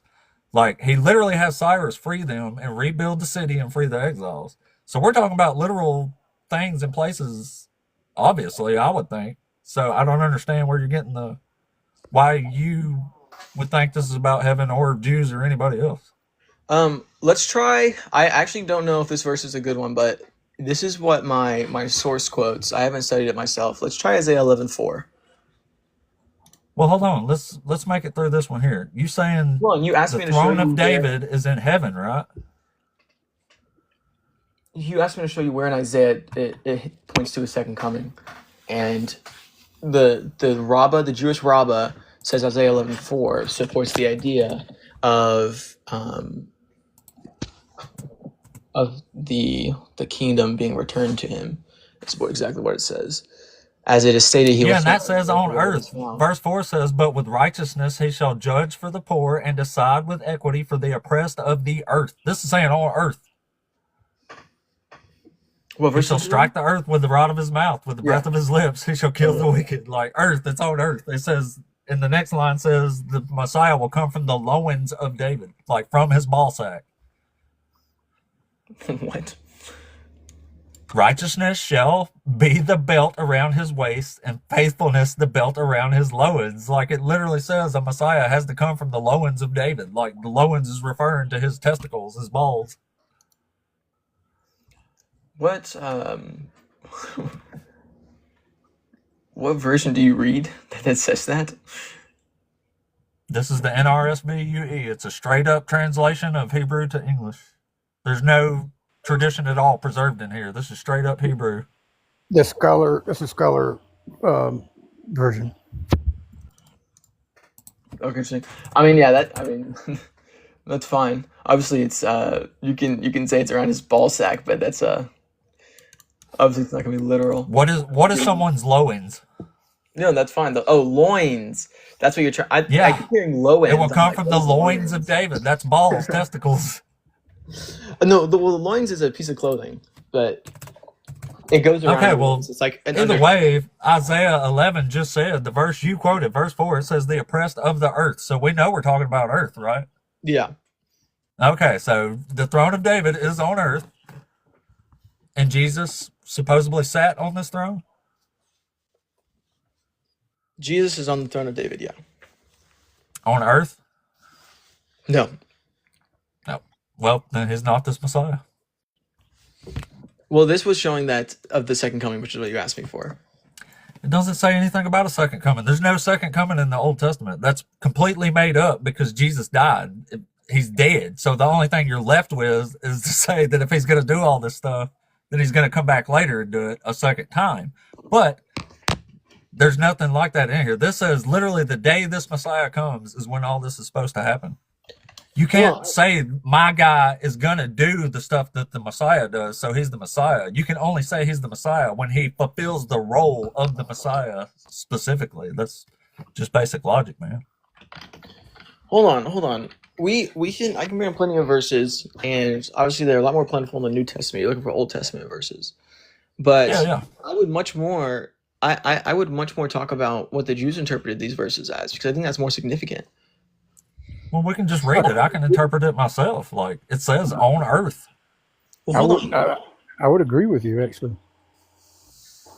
Yeah, I think, But scholars and Jews are great, but we can just read it ourselves. Like I'm not a smart man at all. In fact, I'm an idiot in a lot of ways. But this seems crystal clear to me. Like Well, I don't think you need scholars and we're not interpreters. we're not expecting Jesus or the Messiah to make his first coming right now.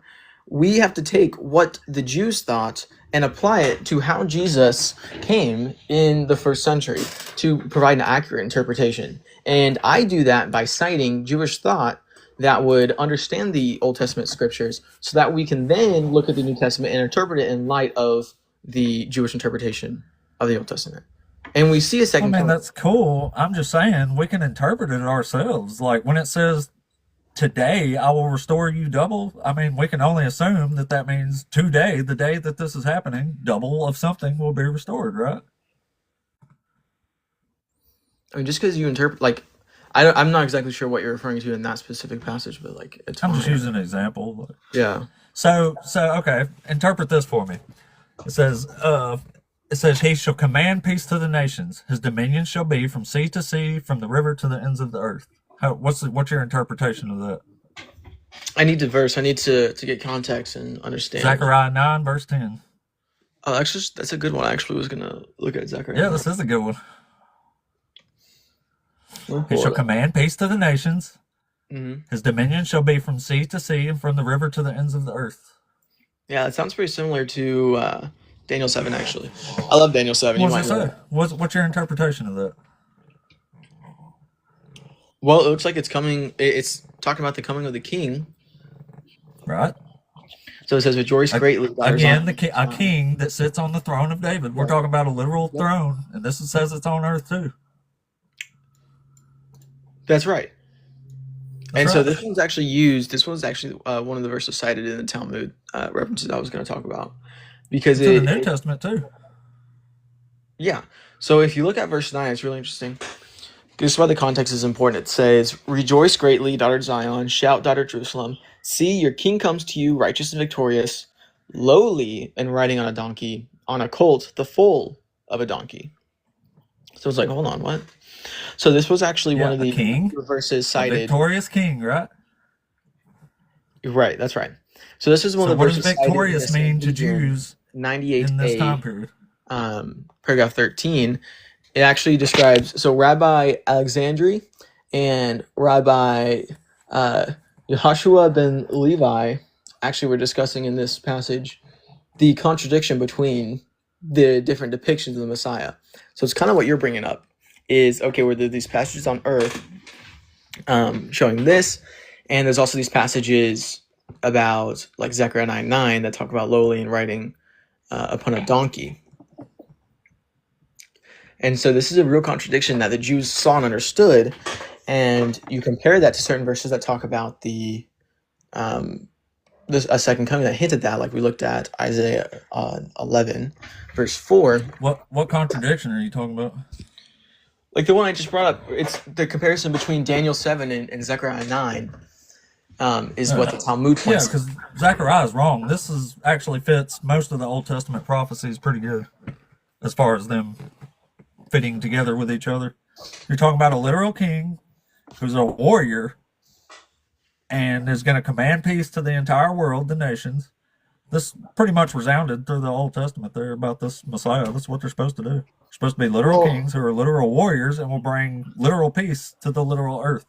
So it's That's actually the main point of all messiahs. in the Talmud, it's written with a capital M for Messiah. So like this passage is specifically referring to the Messiah, and that's how the two rabbis interpreted it. Yes, this is messianic. This is an actual messianic prophecy, where I would say Isaiah 53 is definitely not messianic. That's interesting because both my sources agree that both are Messiah. That's interesting. Well, I just don't think it's messianic because it never mentions a Messiah in Isaiah 53. It's talking about a suffering servant, a light to the Yeah. nations. Yeah, it's describing the suffering of the servant. Well, And we it know talks that about being a Israelites are light. suffering. It talks about being a light to Israel, actually. A light to the nations. There's no light to Israel. I mean, The that's Israelites are the light to the nations. But anyway, this is an actual messianic prophecy here that the New Testament is saying that Jesus fulfilled. So do you think Jesus fulfilled this prophecy of the king on the donkey? yeah. Zechariah 9 is a messianic prophecy. Right. Do you think Jesus fulfilled this prophecy? Matthew says he did. Yeah, he did. So what did he fulfill exactly?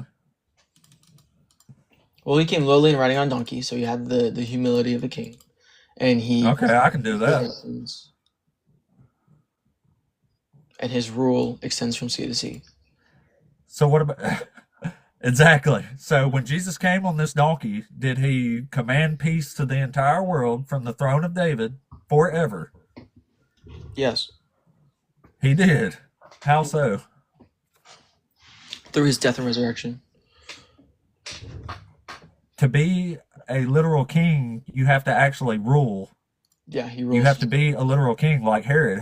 Herod was a literal king. Herod was afraid he was literally going to be overthrown by Yeah, this Messiah in the New Testament. So we're talking about a literal king here.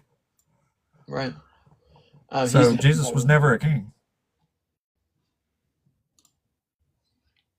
He's king in heaven at the moment. He's going to establish his kingdom on earth. This is talking about on earth. You have to do these things on earth. There's more to this prophecy than riding a donkey. It says you have to end all war in Jerusalem. You have to command peace to the nations. You have to rule an empire from the river to the sea to the ends of the earth. You have to rule a worldwide empire. And it also says you have to bend Judah as your bow and rouse the sons of Zion against Greece and be wielded like a warrior's sword. It says you have to conquer and consume the slingers of Greece, and drink their blood and be full like a bowl and drenched in their blood like the corners of an altar. Did Jesus do any of that? Pretty much, Jesus is establishing, or he established his kingdom in heaven, and he provided This peace. isn't talking about heaven, bro. This is literally saying earth. This says earth. It never says heaven once, anywhere in any of this. I'm well aware. That's very consistent. And with why what are I'm- you saying it's about heaven if you're aware that it doesn't say heaven anywhere? It's literally talking about earth. Like, you have to do this stuff on earth. Well, no, it doesn't exactly say that he has to do all these things on earth. It's just talking That's about exactly what it's saying. This is how you know that this is Messiah. It's because they fulfill this role and do all the things that it's telling you that this Messiah is going to do. Yeah, so he proclaimed peace to the nations. Like he proclaimed all these things, and he established the kingdom. You in know what heaven. peace means, right? And he's going No to- war. Yeah, he's going to make a second coming. You're telling me there's been no very war consistent. since very Jesus consistent came? with the Old Testament. It's very consistent with how Jewish interpreters took it. Like everything I'm saying has existed since before the time of Jesus, as far as my You're saying when Jesus came, endless peace reigned on the entire world. he proclaimed peace to the nations. That's This exactly what doesn't he say proclaim. This says command peace to the nations. You have to command it. That means you do it. All war is going to be. This is what the prophecy is about. It's saying when Israel is redeemed, the entire world's going to know peace because the entire world is going to come to Yahweh through the Israelites, and everybody's going to keep God's law. Well, That's the whole point of these old Messiah. prophecies. There's no Messiah Yeah, that comes and exactly dies what for happened. sins. That's like exactly what happened, I thought. It's not. I don't understand why you're. He gave I don't them- understand where you're getting any of this. Jesus did not rule as a king from the throne of David on earth. He did not command peace to the entire world. I mean, that should be crazy obvious. War has been raging ever since the times of Jesus and before. So there's been no peace on the earth. Well, there is peace through Jesus. It's not physical peace, it's spiritual peace. Where does this say spiritual peace? It doesn't have to. Where does it say you will command spiritual peace? Where does it say he commands physical peace? It says it in verse 10. It says, he will command peace to the nations. His dominion shall be from sea to the river to the ends of the earth. Yeah, that doesn't mean it's physical. It just means it extends to all the That earth. absolutely means physical. A spiritual thing can extend to all the It earth. says you will cut off the battle bow. It's talking about ending wars. That means peace. It says it will cut off the chariot from Ephraim and the war horse from Jerusalem, and the battle bow shall be cut off. He shall command peace to the nations. That's literally what it says. He's going to end war. That's what peace is. It's the absence of war. Right. I'm well aware that that's your interpretation of it. So it's talking about the apparatus of war will be removed because the Messiah's rule is not being established by physical. Because that's what peace is, yes. No, it's referring to the Messiah's rule not being established by physical force, which is not why it's saying like I will destroy the chariot. It's I will cut off the chariots. It's like you're saying the exact opposite of what the words are telling you here, man. No, I quoted it. You're inserting that it's completely. Did you know Luke specifically says Jesus didn't fulfill this prophecy? He might have said it'll be further fulfilled. It didn't happen. The second coming. Jesus rides the donkey into Jerusalem in Luke chapter 19.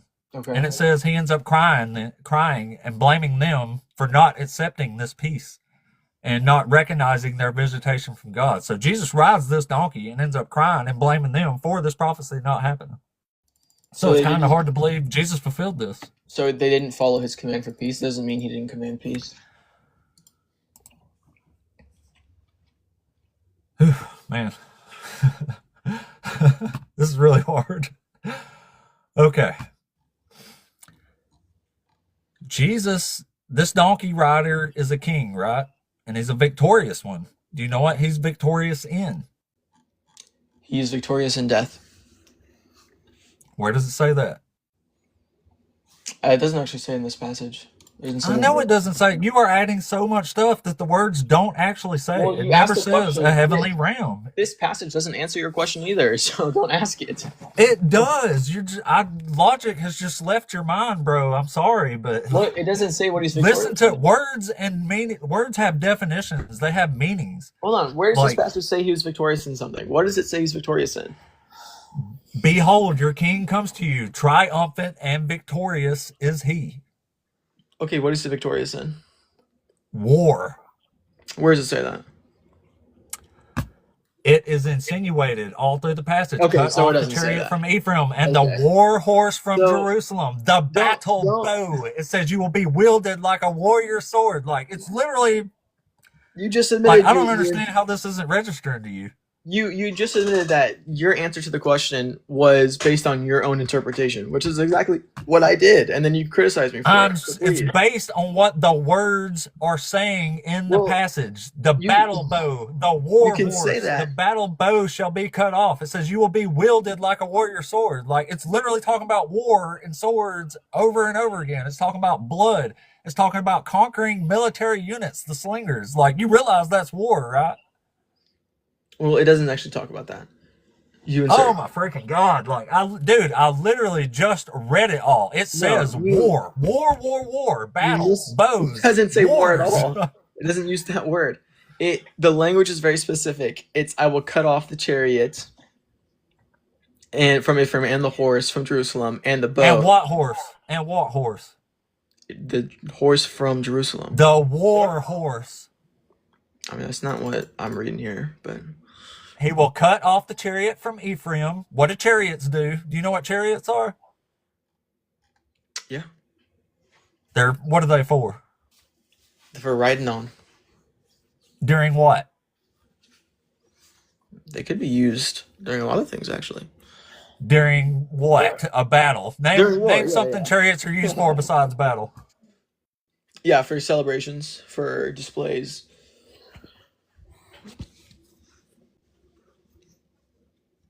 They're used in battle. They might have had like a Yeah, they can be used. parade on the way back, but chariots So- were for battle. They well- used them in battles. Can I repeat the What interpretation? did they Because use war horses for? It's specific because it's not just about, like, obviously it's talking about instruments of war, but it's what's happening to them. So they're So they're why would you being think it's cut talking off. about anything else when it's mentioning war over and over and over again? Well, because it's talking about how the apparatus of war is going to be removed because the Messiah's rule is not established by physical Yep, force. and This then the concept. Messiah is going to command peace to the nations. His dominion shall be from river to the sea to the ends of the earth. Right. He's going to A have worldwide rule over the nation entire of peace. world. A literal That's king on right. the throne of David That's is right. commanding peace from That's right. war. That's what peace is. Not It's the from war. absence of war. That's not true. I mean, it's the Messiah's rule is not established by physical force. Matthew would have understood this when he wrote it.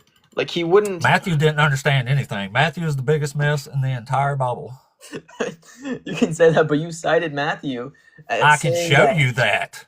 Hold on. Well, I might not can You show you cited that. Like, Matthew. to you, war don't mean war, so I don't know how to explain things any better. Well, because it's not talking about peace bringing the end of war. Okay, it's very different. Yes, it is. And I just explained it to you. In Matthew, What does you it mean cited when he Matthew. says, God says, Hold I on, will hold on. wield Let you me like go. a You warrior won't let me talk sword? about Matthew. You don't want me to show you where you're inconsistent in your interpretation. So you cited Matthew as confirming that this scripture is taking place, but Matthew obviously was written after Jesus ascended to heaven, meaning that he would have understood that the kingdom was not established on earth, yet he still cited it as being fulfilled through the prophet. It's because he's not Yeah, when it actually clearly talking about- wasn't, and Luke doesn't. Luke says it didn't happen. That's where Well, you this can- contradiction comes up. That's why I'm bringing Hold this up, on. because it's a big mess. Matthew is saying this has been fulfilled. We just read it. Jesus clearly didn't do any of this. But Matthew understood is it the saying he same way did, that I'm explaining it to fulfilled you. as in past tense. But you're saying it's something he's going to do when he comes back, so that's not fulfilled. Luke's saying it didn't happen at all. So, yeah, it's a big mess. No, hold on. So I'm interpreting it the same way Matthew does. So the internal critique is very consistent. How does Matthew interpret this? The exact same way I do. Matthew is saying that this prophecy came true.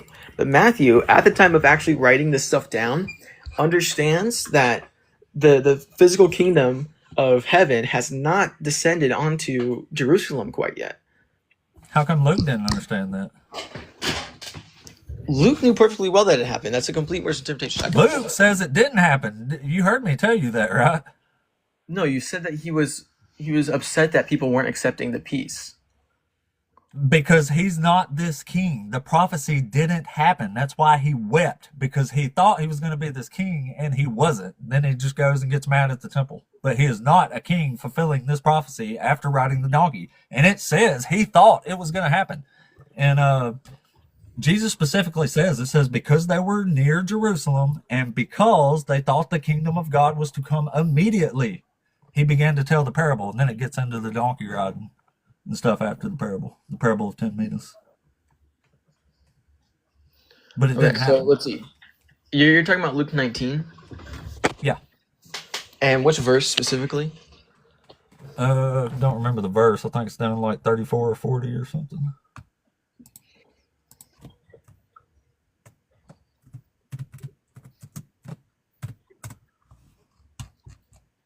Yeah, verse 41. As he came near and saw the city, he wept over it, saying, If you, even you, had only recognized on this day the things that make for peace, but now they are hidden from your eyes.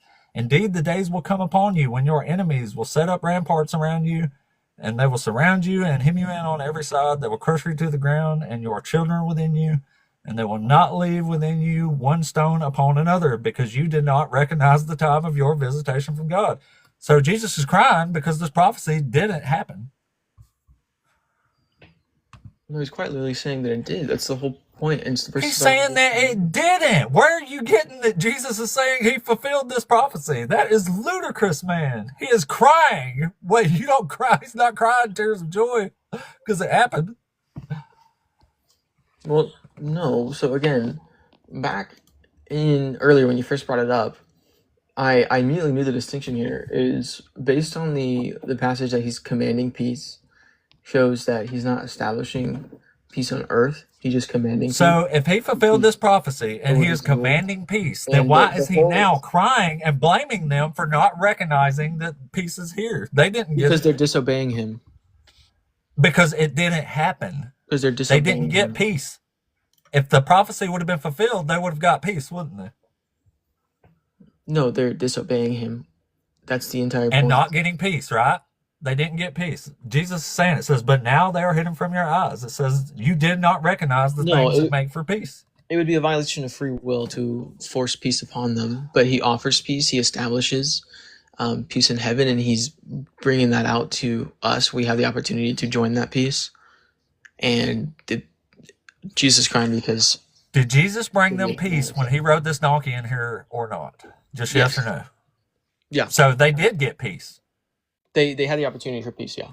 Okay, so why is Jesus crying and asking them and saying they did not recognize peace? Because they rejected his opportunity for peace. So you're saying they got peace, but got Jesus is the still opportunity crying for and it. saying they didn't recognize that they got peace. That's And not then, what I said. and then Jerusalem is sacked That's not what I said 50 at all. years later.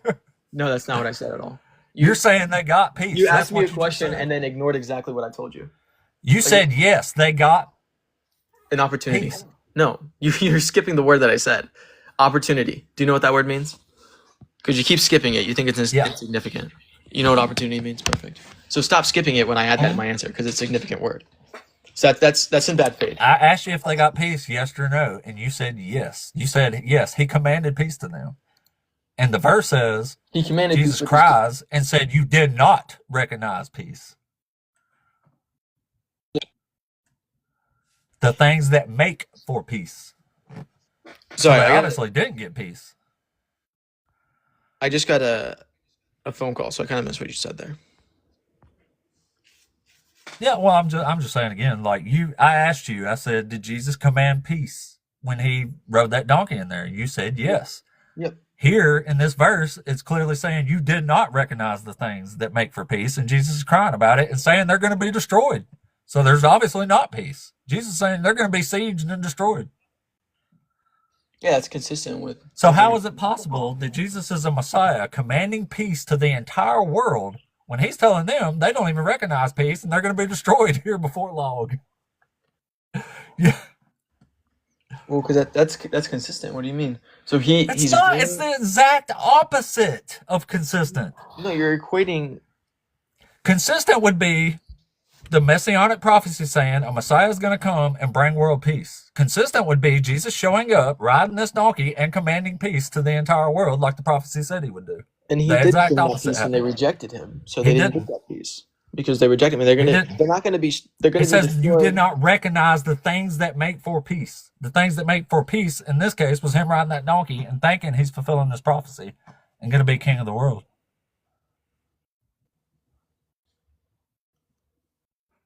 I mean, yeah, they rejected him as the Messiah, and so they will not have peace. Exactly.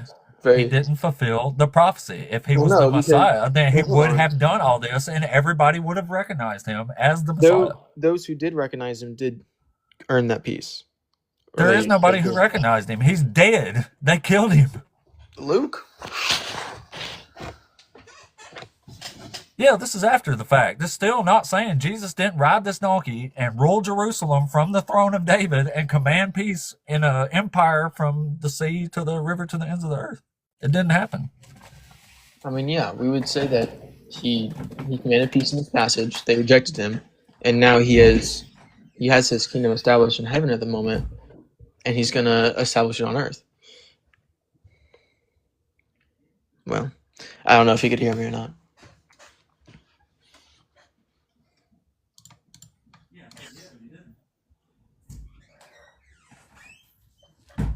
You there? Yeah. Am I here? Oh, You're my not bad. here.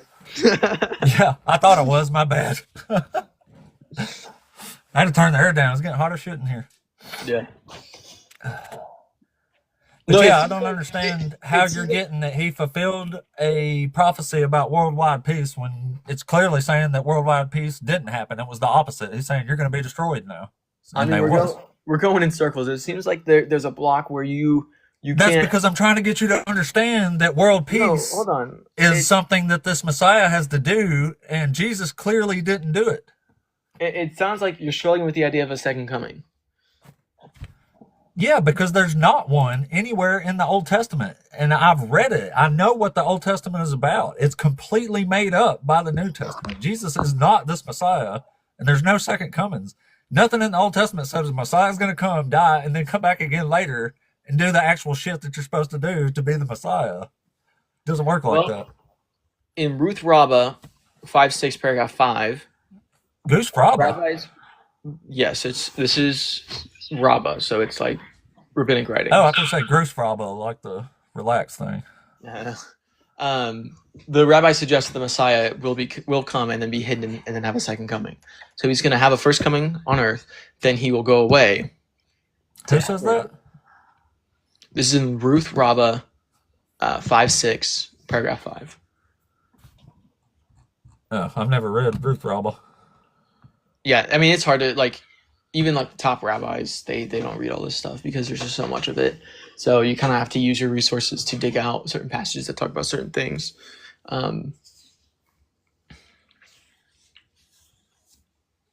Do you understand the words that we've read in a ton of these messianic prophecies, though? It says, when this Messiah comes, he's going to be a king on the throne of David. And like Isaiah says, it says he's going to rule with endless peace. Endless. That means it's never going to end, ever. Yeah, and I have a very, very plausible explanation for that. And we went over them. I do too. It didn't happen.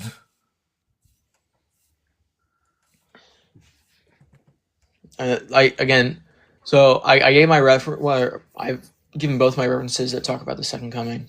But where does it say that in what we've read today in Isaiah or in Jeremiah or in it doesn't. We've read several messianic prophecies and some that weren't even messianic. Well, so I can even say that it's not that clear that there will be a second coming if you solely look at the scriptures one by one. But given the entire story of the Old Testament, we see this confliction, and that was I described that in the Sanhedrin 98a, paragraph 13, where the rabbis kind of understand that there's this difference. There's two different messianic figures, and they cite Daniel 7, they cite Zechariah 9, and they kind of compare what this means. They compare like a lowly servant versus like the victorious king. And then in Ruth Rabbah 5:6, paragraph 5, they talk about the Messiah coming, leaving, and then coming again. So this explanation is perfectly plausible from a completely Old Testament perspective. It may not be super easy to tell based on one verse or one chapter, but taking the entire story, which we have to do for the Old Testament, we can piece this together pretty easily, and it's confirmed when Jesus comes, and he actually reflects the same idea that is present in Jewish literature. That there's two messiahs? That there's going to be a second coming. Yeah. There's a lot of different messiahs in the Old Testament, though. Sometimes there is two messiahs. And Jesus, that's still one messiah. Even if he's a messiah and then dies and comes back, he's still the same messiah. That's not a two messiah prophecy. A two messiah would be like Ben Joseph and Ben David, the warrior and the administrator. No, I know what you mean. I actually talk a lot about the Messiah Ben Ephraim. And you know, the Old Testament never says the Messiah, right? It says a Messiah. Sometimes, yeah. Every time. There's no the Messiah in the Old Testament. I mean, that's fine. Even if that's true, that's fine. Do you know when that is? I'm asking the guest. Well, there's like, from an English perspective, there's a lowercase n Messiah that refers to a few different people. But Oh, no, the Hebrew and ancient Jewish writings didn't have lower or uppercase letters at the time. well, I know that's why I said from an English perspective, and that's like when I cite these Jewish sources, I take them from Jewish websites, and obviously they're English translations, and they kind of reflect the same idea. Occasionally, there's uppercase n Messiah. Occasionally, there's a lowercase n Messiah. The reason it's never written as the Messiah and it's written as a Messiah is that there was a thought that went around within the Jewish tradition. It was kind of like, I'm going to take liberties here, okay? They would walk around Judea and they would say, one day maybe someone like David will come along and free us. It's a possibility that one day there might be someone like kind of like David, that come and help us and free us from oppression. This was a thought of theirs. This is why it was written like that. I mean, I don't know if they took such uncertainty because there's a lot of passages that talk specifically that there will be someone who comes, but that's okay. Zach, do you know who the only named Messiah in the entire book of Isaiah is? I've already said it once. Maybe you remember. Are you talking about Cyrus? That's right. Mm-hmm. Cyrus he didn't even worship Yahweh. In fact, Isaiah even says God's using Cyrus as a tool, but it says he did not know me. That's So fine. you don't even have to worship Yahweh to be a Messiah in the Old Testament. It's just referring to kings. Cyrus was the king. That's what a Messiah is. It's either a king or a priest. Yeah, Messiah literally means anointed one. Yeah, it just means you've had oil smeared, but that's either a king or a priest, right? Yeah, that's fine. No, I'm perfectly fine saying that there's lowercase m messiahs in the Old Testament. Okay. There can't be. Well, I'm just saying There that. can't be. This putting the concept. That can't be accurate because they didn't have that in their language. There was no such thing as uppercase and lowercase. Yeah, we're speaking English though, so I'm going to use English. It terms doesn't matter to what you're understand speaking. it. We're talking about an ancient text, and you cannot take your understanding and apply it to this text So why aren't you speaking Hebrew to me right now? because they're not Hebrew. Okay, that's what I thought. So don't tell me I can't use English, brother. Okay. No, that ain't what I'm. That's not what I'm saying. Yeah, That's it not is. what It I'm kind of saying. is. No, It kind of is. it's not. I'm It using is my not. English interpretation It is not. to He's saying you're describe what I No, you're implying not. it improperly to Hebrew. Yeah, you're taking a concept and applying it somewhere where it cannot be applied. Well, no, I'm not doing that. The Jews are doing that when they speak English. No. I No, literally that's just what Tom is described saying. He's saying that didn't exist, so that can't be what they were doing. That's his whole point. He's saying you're applying something that they wasn't themselves using. No, anytime you make it a translation, you have to take interpretive liberties. No, you do not. That's the problem with the fucking text now. Well, no, you do, because the way it was written was way different than the way that English is written. Exactly. There's like the Exactly. That's why you don't punctuation. understand this damn thing. That's why you do not understand it. Well, no. I have studied ancient Hebrew and first century Jewish culture. This is why you do not understand what this text is talking about. No, I'm That's a going off Christian the thing too. rabbis. Y'all tend to get lost. That's the point I was originally making here. In the Christian mind, there's only one Messiah, and that's Jesus. And the Messiah is this figure who is God and dying for sin. But what my whole point was, in the Old Testament, that is not even close to the actual case. A Messiah is just a king. It's just a human in the line of David. He's just going to rule the Israelites. That's all it is. Like, there's no special Messiah who goes around performing miracles and stuff to be this Messiah. It's literally just a king. That's all it is. And there's a bunch of them. I mean, I can even say that there isn't necessarily a explicit Messiah that is more exalted than the rest of them. There's a couple different. Right. There's 4 different Messiah ben whatever. It's like Messiah ben Joseph, Messiah ben Ephraim. That's described, and that's not even in the scripture. That's a Jewish interpretation. But I'm okay with using that. So I'm consistent with that, actually. I'm just making the point familiar- about the Messiahs, There the is Messiah one- versus a Messiah. There is one that is prophesied about coming, and there is someone who has a special place and is exalted, and that's the Son of Man, who is exalted, who is said to come. Which son Do of you man? are you familiar with the teacher of righteousness? You know, Go ahead. this was a prophet. They thought to be Jesus about 150 years before Jesus. He was going around. He had a following, and he had disciples, and he was preaching that the temple was going to be destroyed, just like Jesus does in the first century. But it doesn't happen, and he dies, and he's forgotten about. That makes sense. So there's other messiahs than Jesus that does this. It's also a known tradition within their land at the time that this was expected of them. They was expecting the temple to be destroyed. Right. It's So damn that anything. This Yeah, that was before prediction Jesus. that That wasn't unique to Jesus. Yeah, it was not. So when Jesus makes his prediction, if he makes the prediction, have you view the text, it's not something wonderful that he's doing because it's a known thing that they worry about happening. So very common that Jesus would predict this because this was a thought of theirs. Well, you can say he got lucky on that prediction, I guess. I would say there's a few other things that support his idea that he is actually not making a prediction. He was giving a future prophecy. I mean, part of that would be the other prophecies that he fulfilled, and the Shroud of Turin is a big one. Well, we can get back into that. But my point here is when you're reading this, you insert yourself into the text. In other words, a prostate. May I for a moment? Do you mind? Wait, what? If I walk him through something real quick, do you mind? Oh yeah, go for it, man. Yeah. In Matthew 24, he's talking to his. He comes out of the temple, right? Jesus comes out of the temple. Are you familiar with? I imagine that you are. Sure, go ahead. He comes out of the temple, and his disciples. I'm going to paraphrase a little bit, but if you read the chapter, you're going to know what I'm talking about. He comes out of the temple. His disciples come down to meet him to show him the buildings of the temple. Jesus holds them up. He said, "Hold up, cat. Hold on." He said, "Don't get so used to these buildings. They're not going to be here much longer. There's not going to be one left here where the stone will not be thrown down." A little bit later, Even though there he's is up on the Mount stones of still Olives. standing on each other.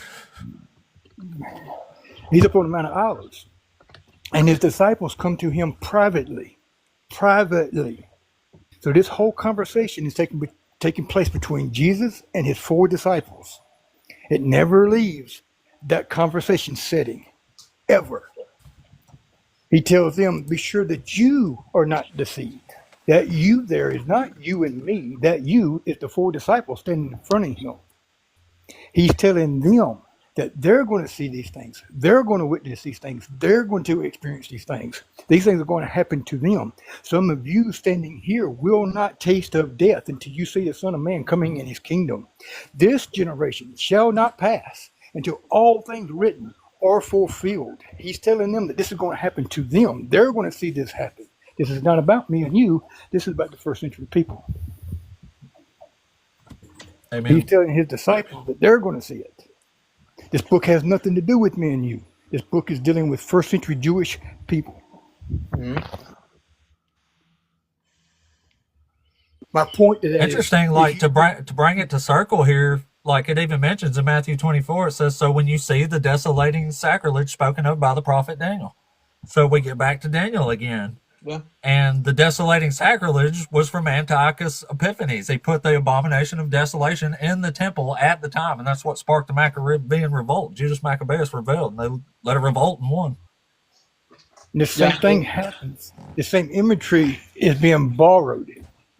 John is borrowing the imagery from Daniel and applying it to first century teachings.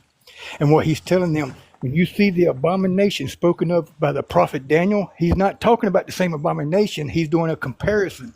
So he's saying when you see the false priest standing in the temple, standing in the holy place where he should not be, because he is not of Levite descent, you'll know the son of perdition will be revealed. The son of perdition that is revealed is the Zealot army. The guy who represents this is a man named Jonash Kashala. He was a general in the Zealot army. He represents the man of lawlessness, the son of perdition.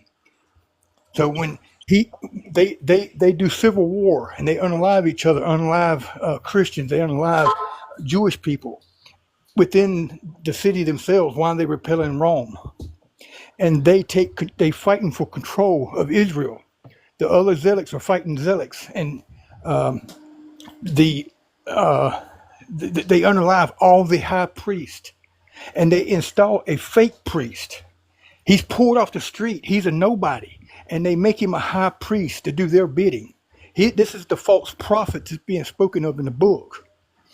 So when they see this false prophet standing in the holy place where the high priest of Levi should be standing, this is an abomination to God. This is the abomination that's being spoken of.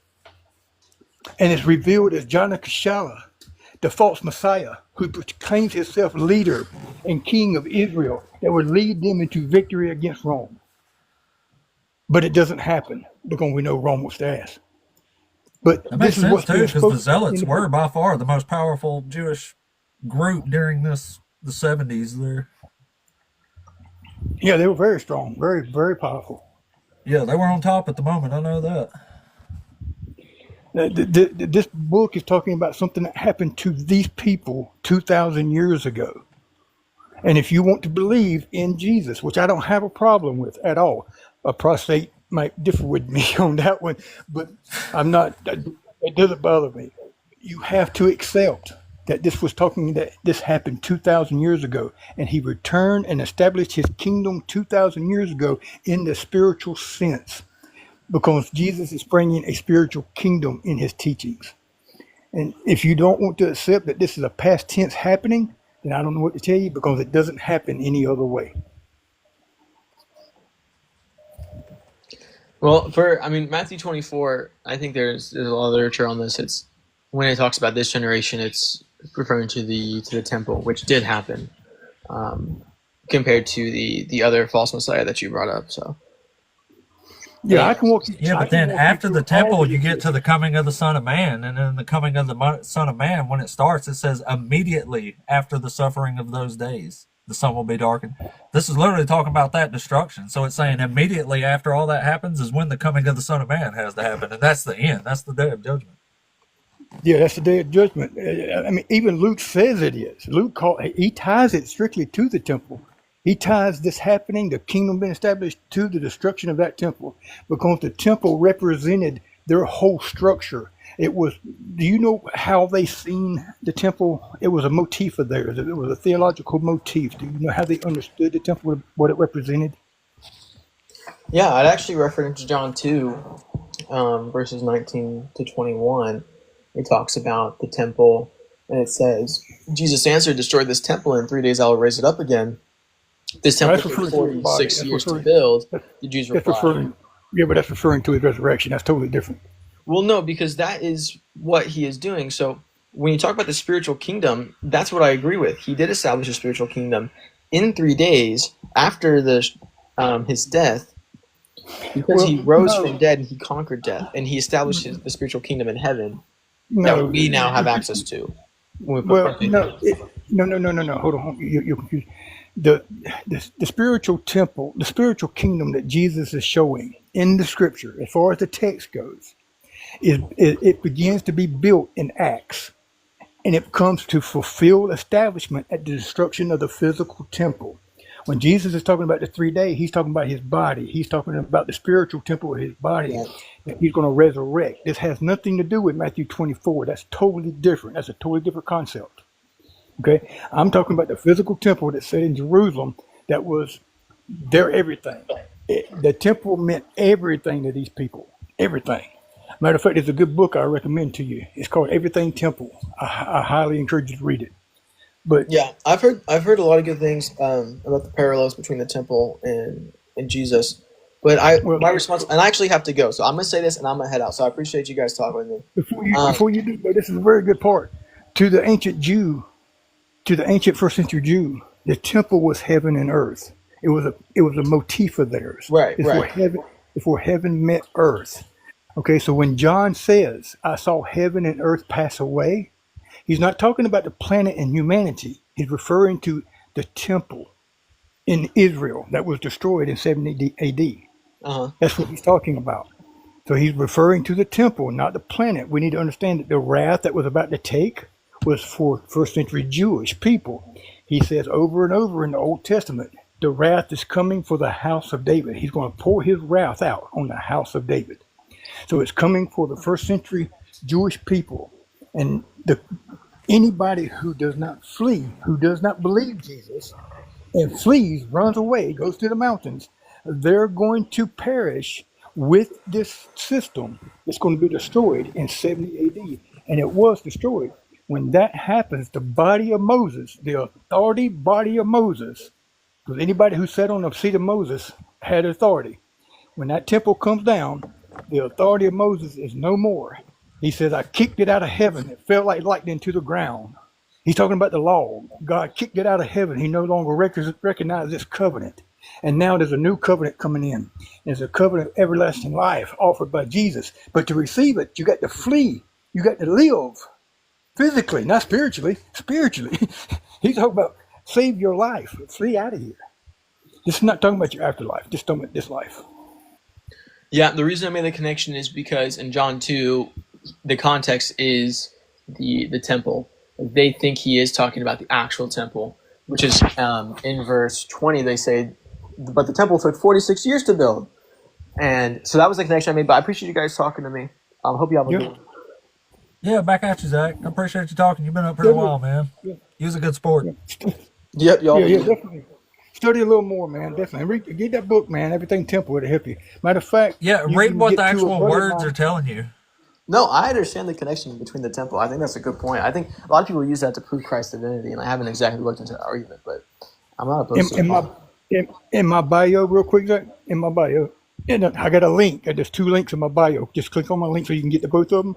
One of them in there is to I'm good friends with an Old Testament scholar, and he's written about 6 books on this, and it goes in great detail. They're well worth the money, man. Go check them out and see if any of them strikes your fancy. They're really, really good books, man.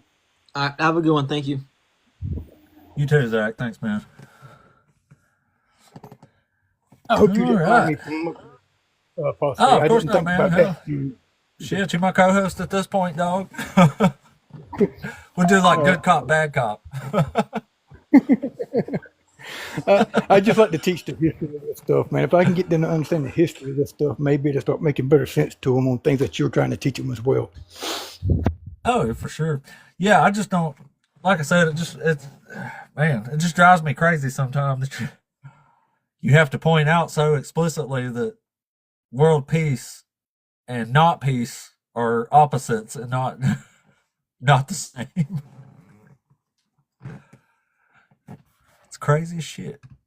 Oh, we got somebody here. Who we got? We got a Roxy. She might be brand new here. Hello, Roxy. Are you there? Yeah, I'm here. Awesome. Are you over 18? Yeah, I'm 68. Oh, goodness gracious. That's a ripe old age there. Are you a Christian? Yeah, I've been listening to y'all. You know, the sad thing is church people and all you people are reading about all the end times, but probably missing the most important book. Malcolm, I watched one the other day, and it tells more about God and about the plan than any of the books you ever read. But nobody ever reads any of these things. And I try to tell people, if you seek, you shall find. And I think if you guys would read about Nebuchadnezzar, or what Melchizedek, I don't know how you say his name, but this here link, Nebuchadnezzar? no, Melchizedek, I think is his name. Oh, Yeah, okay. Melchizedek. And that book Yeah. is really like awesome. It'll tell you from the very beginning exactly what God's plan was, or what Yahuwah's plan is, really, I call him. And I think, this link down here, I challenge y'all to watch that, and it'll change your spirituality. It'll change your point of view. I think that it will make a lot things a lot more clearer. I seek for 50 years all the truth. And in this book, I found more truth than any place in the Bible. And it's a lost book, but, that doesn't mean it's wrong. So you don't What's think the the name? Bible's Read it, all you true? listen to it, and you hear about it. After about 10 minutes, you'll be hooked on it. You'll have to watch the whole thing. It's about just almost an hour and a half long. It talks about from the very beginning. It'll explain things that you haven't never heard of. It will change your religious viewpoints. I mean, it made me much more aware of what salvation's about, and what our purpose here on earth's about, and why things are the way they are. I would like to ask, what would be your understanding based on your learnings of what salvation is? No, it tells the truth. It tells the whole gospel truth about what salvation is, not the version that there's 50 different versions of salvation you hear about, but this one tells the real truth What of is the that? first salvation, about the first preacher, about the first false. You know the first false preacher was Cain? Yeah, You didn't know I'm that, wondering. did you? You Yeah, learn I'm those very, kind of things from when you yes, I'm dig very deep. aware. Yes, I'm very aware. I'm asking you though, what is your understanding of salvation? What do you think salvation means? Accepting Jesus Christ as your Lord and Savior, but not Jesus Christ, because that's wrong, because that name, there's no J in there. It's actually Yahusha, and I accept Yahusha as my Lord and Savior because I don't accept the misspelling and the misinterpretation of stuff. Well, it's not misspellings, it's translations, transliterations actually, and that's There just is because no of, J in Hebrew, so they just I added it. understand that. And then if you look at I some, you understand look that. at some of the Sir. information Oh on, you'll God. see I understand that, that sir. they Sir. connected that Sir. name to paganism, Sir. and it really is Sir. not Sir. good. Sir. I understand that. I understand all that. And before it was a Y, before it was a Y, it was an I. I know all about the history of the culture. Yes. Trust me. Okay. So you preaching to the I like choir to here. stick to proper names now. Yeah. I It's got just away like from that from these translations and problems. You got to dig deep, you know. no. It's You just have to dig translation. It real doesn't mean deep. anything. It's just an English word. Is all it is. It means nothing more than that. Well, But to you it may, but salvation. you know, I Your also, salvation. Oh you God. know, you have to do a lot of deep digging. If you do some deep digging, you'll find some I'm trying to have implementations patience that are because not good. I'm trying to have patience because you're an older fella and you're not used to listening as well. So Well, I see, that's understand that. because you're young and you don't have the Well, I'm wisdom. You have to. 51. It takes I'm 50 years 51. to I'm learn not that some of this young. stuff, and I'm you done 51, sir. learned I'm it. 51, sir. Sir, I'm 51. Now, you I'm haven't well been over. doing it since you're 4 years old. Now, Oh have my you? God. Oh my I God. have. Listen. Okay. Okay. I got you. You're a world prophet. I got you. Look, all I'm I'm not a trying to tell you. prophet. I'm not saying I'm a Oh, prophet. I'm not oh saying my I'm God. It anything. I was don't claim to be sarcasm. nothing. It was sarcasm, sir. It was sarcasm. I My know. point. My point was that your understanding of first Jewish century, understanding of salvation, yours would be incorrect. Ezekiel What? 13:20 clearly states, you know, it tells it that there's false prophets and there'll be false prophets in the end. It tells it teaching my children to fly. There is no prophet say. There is no rapture coming. You, This is all I agree false with you. teaching. At the very end of I, the sir, time, it will be done. The only thing that's coming is a can snatching I away, finish? which is be one third of mankind when they release the Sir, four angels from the river Euphrates. oh Come my on, if you God. haven't read it, then you You should don't read. understand what you're reading, sir. You don't understand what you're reading. Hush. That's your opinion. I mean, everybody's got No, it's not my opinions. opinion. No, this is not an It's your opinion. opinion. Yes, it is. It's your This opinion. is But not is opinion. it the word of God? That's the Oh question. my You know, God. No, it's not. you claim it is. You claim you know. You sit in judgment. I don't sit in Oh judgment of my you. God. I'm not judging nothing. I'm trying to teach you history and you won't You're not. listen. You know, you're trying to teach me your version of history. No, You this is you first worship your century 66 Jewish books. You understanding. worship your 6 day Sabbath Oh my and call it God. 6 day. You call it Sir, 6 day Saturday. Rock, But it's Rock, not this day. This Rock, is the mark of the Rock, beast. The six Rock. books. Oh You my, accept the 6 day this is Sabbath, useless. which is Saturday. You say that it's blasphemous because Saturday's always been the Sabbath Oh from the my very God. That's beginning of time. irrelevant. I'm trying to tell you that salvation was for And how you gonna first tell century. me if you can't even get that right? Yeah. You gotta get Because the you're not basics right. correct. You don't know I'm what the fuck correct. you're Saturday talking is the about. Sabbath. Oh my I God. challenge you on that. I don't give two He's shits talking about the about Sabbath. salvations, Roxy. Well, salvation has to do with following the Ten Commandments. It has to do with No, it does following what God's not. plan is. Oh It my has to do God. with accepting the Lord Jesus Christ. You have to know who God is. Roxy, It's no, God you that came don't. back. If you look in this, Roxy. I challenge you to listen to this. You will learn that Oh my God God. came down to save us because we were given a No, crown you from the very didn't. You beginning, and you wouldn't don't under even understand the Roxy. concept, Mute nor this have you even motherfucker, looked please. into it, and yet you judge it like you don't like already is prejudged because it doesn't fit Roxy, Roxy, doesn't Roxy. fit in If your you're gonna square, learn does it? Roxy, if you're gonna learn anything, you got to listen once in a while. I don't have to listen to you. Why do I have to No, you listen to don't you? have Who to. makes You you? don't What have makes you an no, authority? oh my God. What makes Nothing you makes an me an authority? authority. I'm just trying to teach you something. Do you You want to can't learn or do teach you not? somebody who's already knows. Now, I Okay, then can't. How can you you know teach? everything. Okay, this is It's useless. like the Okay, blind leading the blind. You're trying to teach okay. me something that I already know. Why do I need You to don't listen know to you? it. I already know. You don't know it. Your ass is dumb as dirt. You're judging. I didn't say you didn't know. Did I No, say this that is not a you're judgment. lost and This is you're a on the path fact. to hell? I didn't say that. No, I didn't. This is not. This You is got not to a stop judgment. this. You're This judgmental. is not You got a to start judgment. This is loving a one fact. another. You're stupid. You guys got to stop this hatred, this hate. Hate is not part of religion. It's not Do supposed to you be part of understand religion. first century Jewish For God culture? so loved the world, He sent His only begotten Son. Not that He so hated the God, you world, He got God to didn't hated shut His up. Esau, Son. Come on, man. let's get this stuff straight in our brains. He You hates lucky I himself. don't have the power to Love, mute you your can't ass. show hate towards God people. damn. Yeah, the but fuck you out said you. God's name in vain. You think that's cool? It's not. It's Bro, not at all. it's just language. That doesn't even mean that. Oh It my means God. That does not mean that. you got to respect the names. If you say, No, well, you said that Jesus is a name and you want to respect it. Well, you better respect God I know, because that's one Eskimo. that you claim is God. You cannot disrespect or take the Lord's That's name not in what vain that and just think means. it's, Esco. you went too far. You That's did. not what that means. God damn, it does not mean what it means. There you go again. That does Why do you not gotta- mean why do you gotta taking do the that? Lord's name in vain. Taking the Lord's name in vain was to reject the Holy Spirit. It does not. It's not a word with His name with the title in it. Jesus Christ, people. You know what? stupid. Every one of them 10 Commandments it says, love the Lord thy God, and that's You're not not loving under the the Lord 10 thy God. Commandments. Use His name in vain. No topic right now, Esco. I don't know. Yeah, you're getting God. off the track. Don't start trying to justify what you're doing and say, oh, it's okay because This this has law nothing to do doesn't with apply to you. me or that law doesn't apply to all laws apply, No, they especially the don't. 10 Commandments. The 10 No, they Commandments do still not. apply. No, Yes, they do. don't.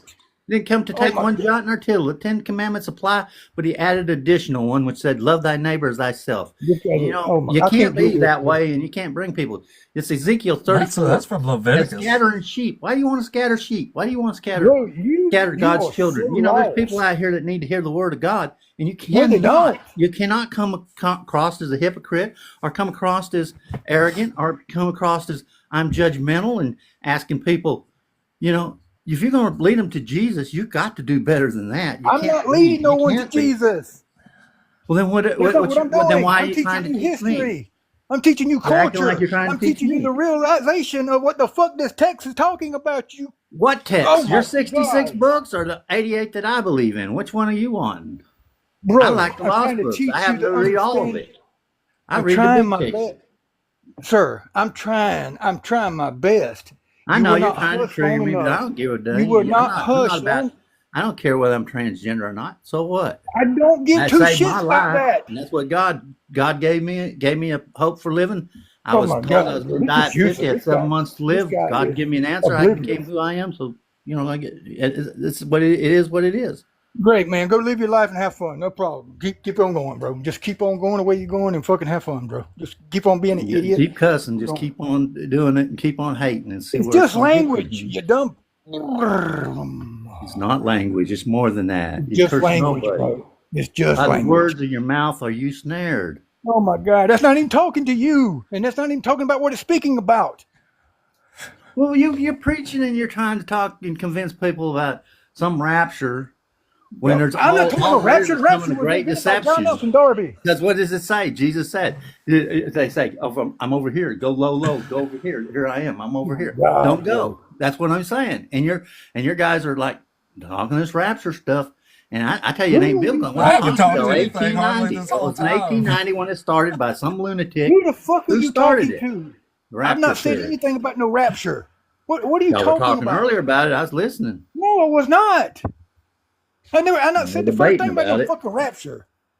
The rapture was invented by John Nelson Darby in the 1830s. You got He that put it in the right. Schofield Bible. I know all this shit, dude. Who the fuck you think you're talking to? Well, then I know it too, but then y'all are There's a lot of shit skirting that the you issue don't about know. that. You don't write all so much shit that's fucking incoherent. It ain't funny. Oh, Lord, But you you got to don't be shut up smart, long enough for somebody patient to with tell you people. something. Because you think you know every What are you fucking going to thing. tell me? What are you going to tell me that I don't already know? Salvation is not Jesus for ain't the you. It was Messiah. for the first century Jew. That who is not the Messiah? Salvation is not for you. Jesus, Salvation Yeshua. was for the first century Yeshua is the Jew. Messiah. Oh I my think so God, too. Roger. Esco. He's Lord and Savior. Sal- He's actually God salvation- reincarnated, No, he come is back to not. the earth to live Oh my to save God. to save every person on this planet. Every person No, because he he loves every person didn't. on this He planet. did not. Jesus himself said, I come only for the lost sheep of Israel. He told you who he come for. He did not Oh give two my shits about God, you. you've got so extremist that you lost your way in your path. Oh my God. I challenge you to start reading a few more. Read Enoch. Learn the truth. There's more to it. Salvation was for the first century Jew people. It was not for you, it was for them. Salvation is not for you. Oh, You don't you need gotta salvation. be kidding me. You You are don't need totally salvation. you're off your rocker. You And I don't know need you was it. lost. Now I know you really are You don't lost. need salvation. Salvation is Because for you're every not under human the old being. covenant.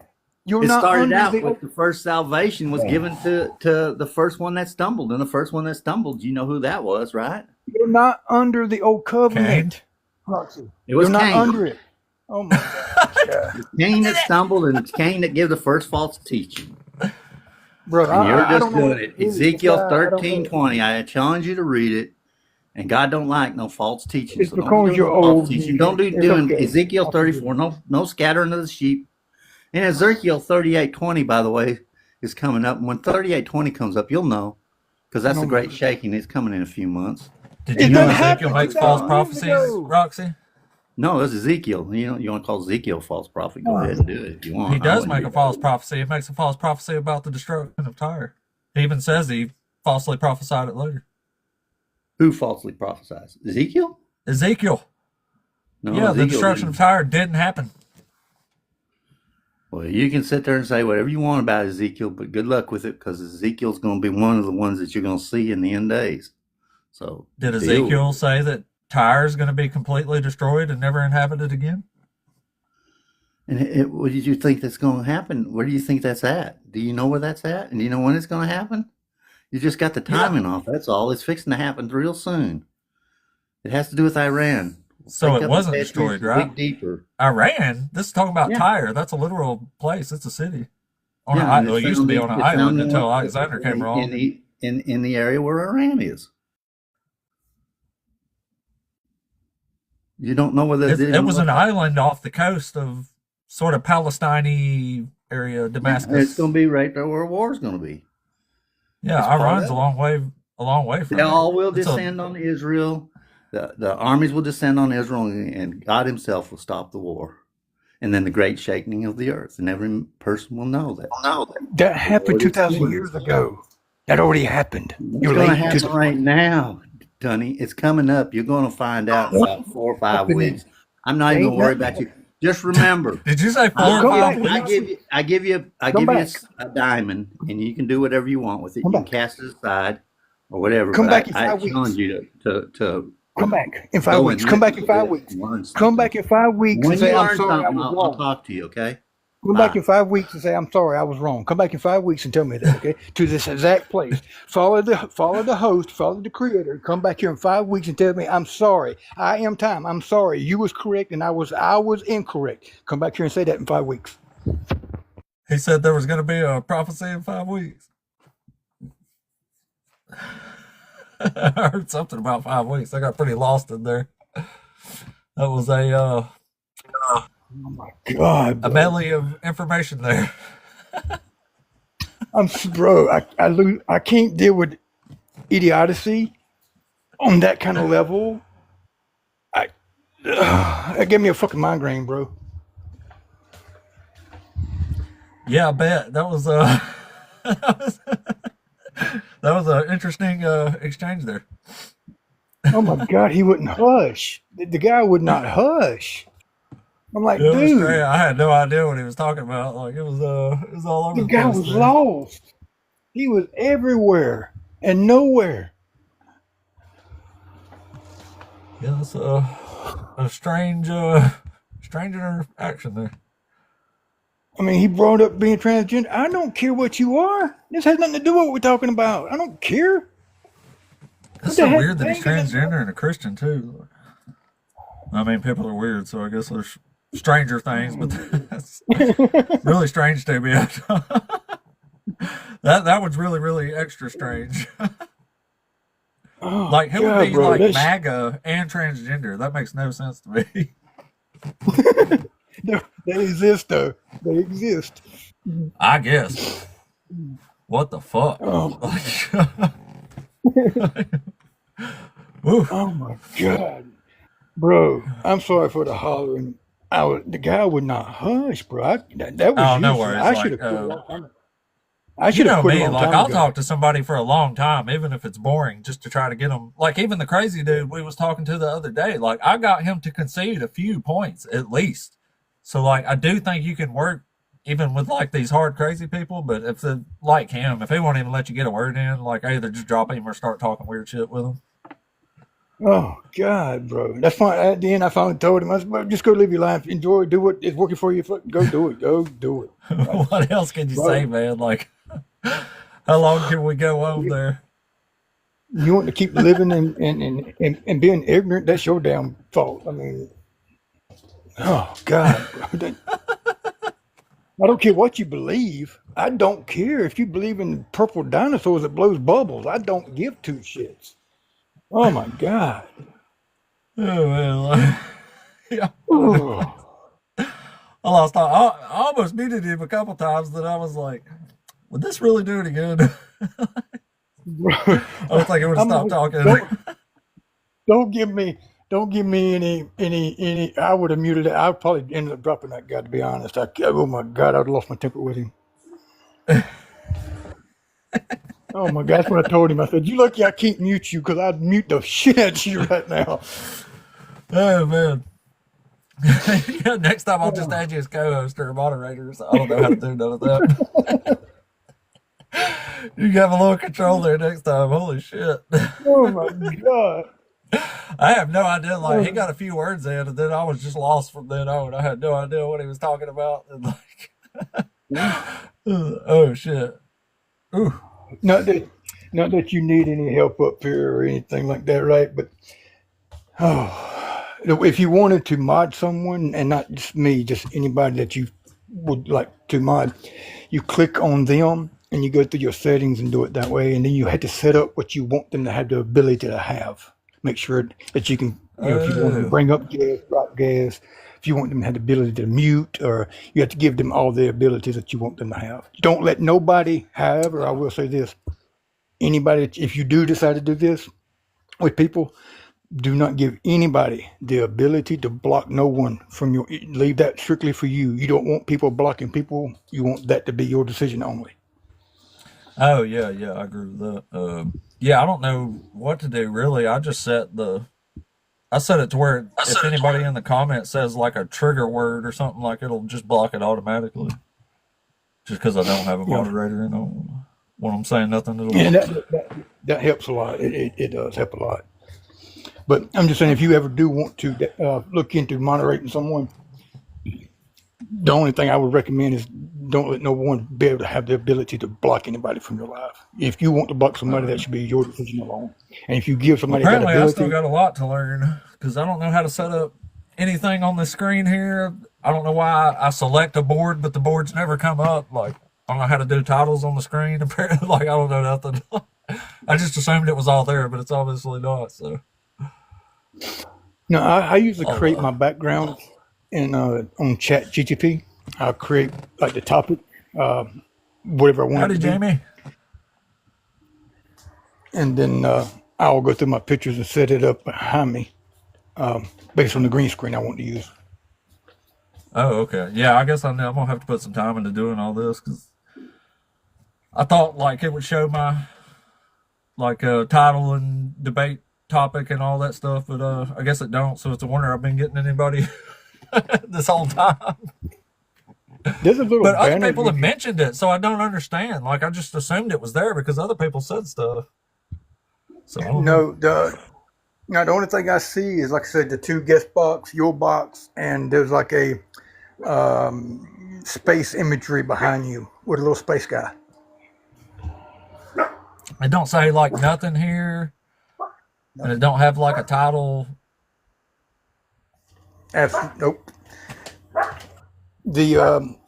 There is like a little banner option you can click on. You should be able to do it while you actually live right now. It's like a little banner, like little symbol looking thing, and you can write a topic in that and place it onto your screen. What Can't the remember what hell, it's man? called. Like I'm realizing how utterly bad and poorly educated I am on all this. Drawing guess, like AI wallpaper. Yeah, I'm gonna have to do it better because I think that stuff's pretty important. But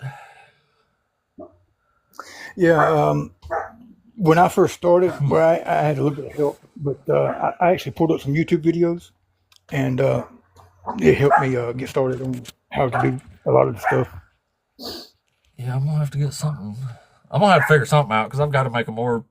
I don't. I'm not concerned with being like super professional looking or anything, but I do need something up here that's somewhat appealing. I would imagine.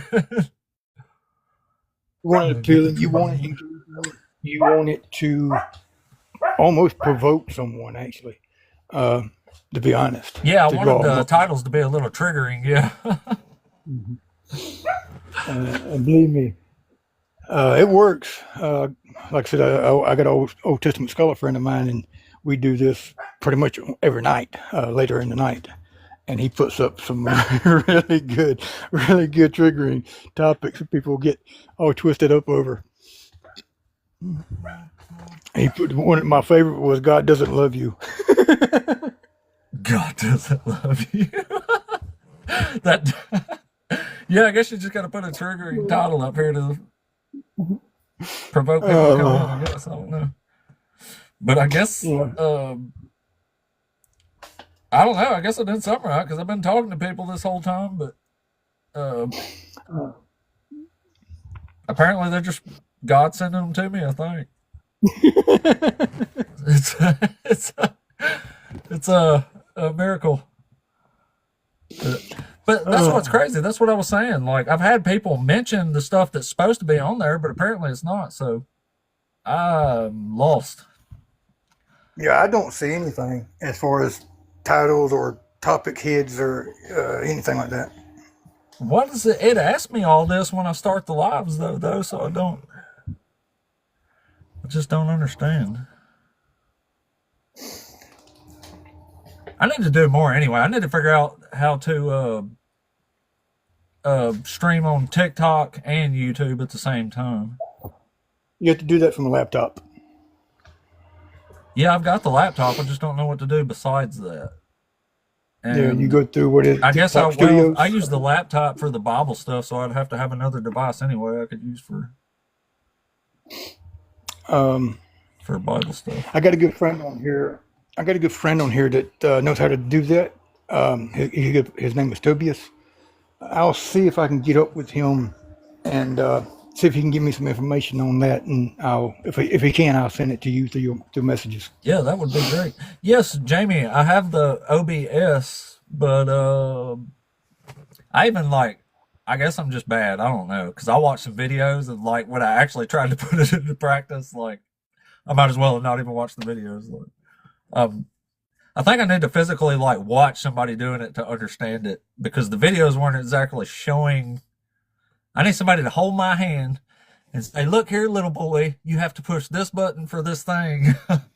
Like I have to be walked through it. I guess is the only thing I can make out of it. But anyway, we still let's see. I still got a good half hour, 45 minutes I can stay on if any other Christians want to pop over and have some discussions. Just please be rational in communication. Yeah, we'll hope for that. I'll have hope and faith that that is the case. Of hope and prayer. It's kind of weird how it changes though, because like the first several lives I had, I talked to a lot of people, and I didn't never had to mute anybody. Like everybody seemed totally cool, and then it's like the crazy people start popping out of the woodwork all of a sudden. So I don't know. You'll get them. Believe me, you'll start getting it. The more your algorithm gets out there, the more you'll start pulling in those kind of people. Yeah, I need to learn the system a little better, I guess, because I've obviously not been using it well at all in pretty much any sense. I don't think. I don't even know what a gold is, man. I don't know what gifts do. I don't know.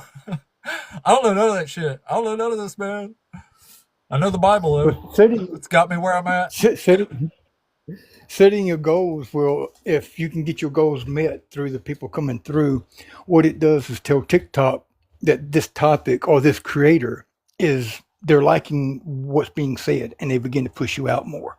So the more your Oh, goals are being met, the more it feeds into your algorithm.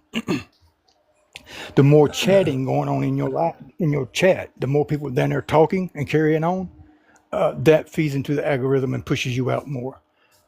oh. So what is that? So a gift is just like an extra like or something. Yeah, it's letting TikTok know that the people are really liking what they're seeing inside of that live. Oh, yeah. I'm new to That's TikTok. when you don't want to set big goals. You want to set small ones like 5 roses or 5 you're awesome or 10 you're awesomes or keep it. Jamie, And you you beat my keep goal. Oh shit. I don't know what my goal was, and but you it had to be like 8, right? Like, and you can continuously set these up as the live goes. You can continuously put new ones up, 10 more, and then when that one's done, you can do 5 more. And then that done, you can do 10 more, and you can keep doing this throughout the live. oh, I'll be damned. I'll be damned. I think you do it through your settings at the bottom. I rarely do it. I don't hardly go live anymore. I usually just join other people's. But I think it was done through the settings at the bottom, if I'm not mistaken. Yeah. Crap. Man, I feel like a fucking idiot right now.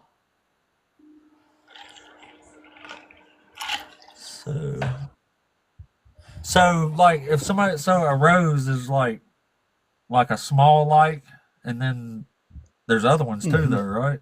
Like, Yeah. Hmm. so those are like a bigger like or something. Like, I don't Yeah. understand.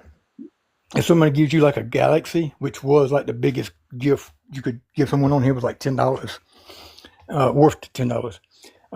And that's what they also worth money. If you want to trade them in, if you got like a PayPal account, you can actually trade them in for real money. Um, So but people will give you the money bigger on here.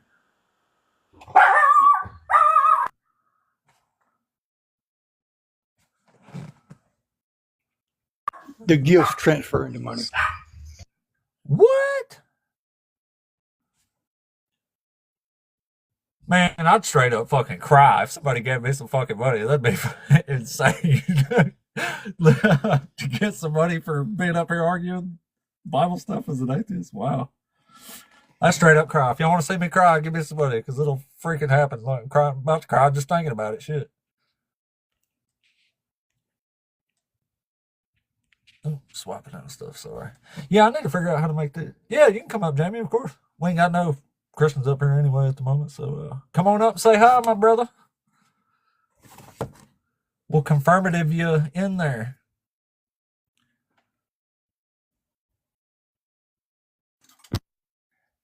Jamie, the nicest I'm pecs happy and to. beard on the planet. Yeah, when people come up, I always try to get their age. And if you get moderators, get your moderator say tap that screen and share. That helps a lot. That'll get you moving in the out in the FYP and stuff.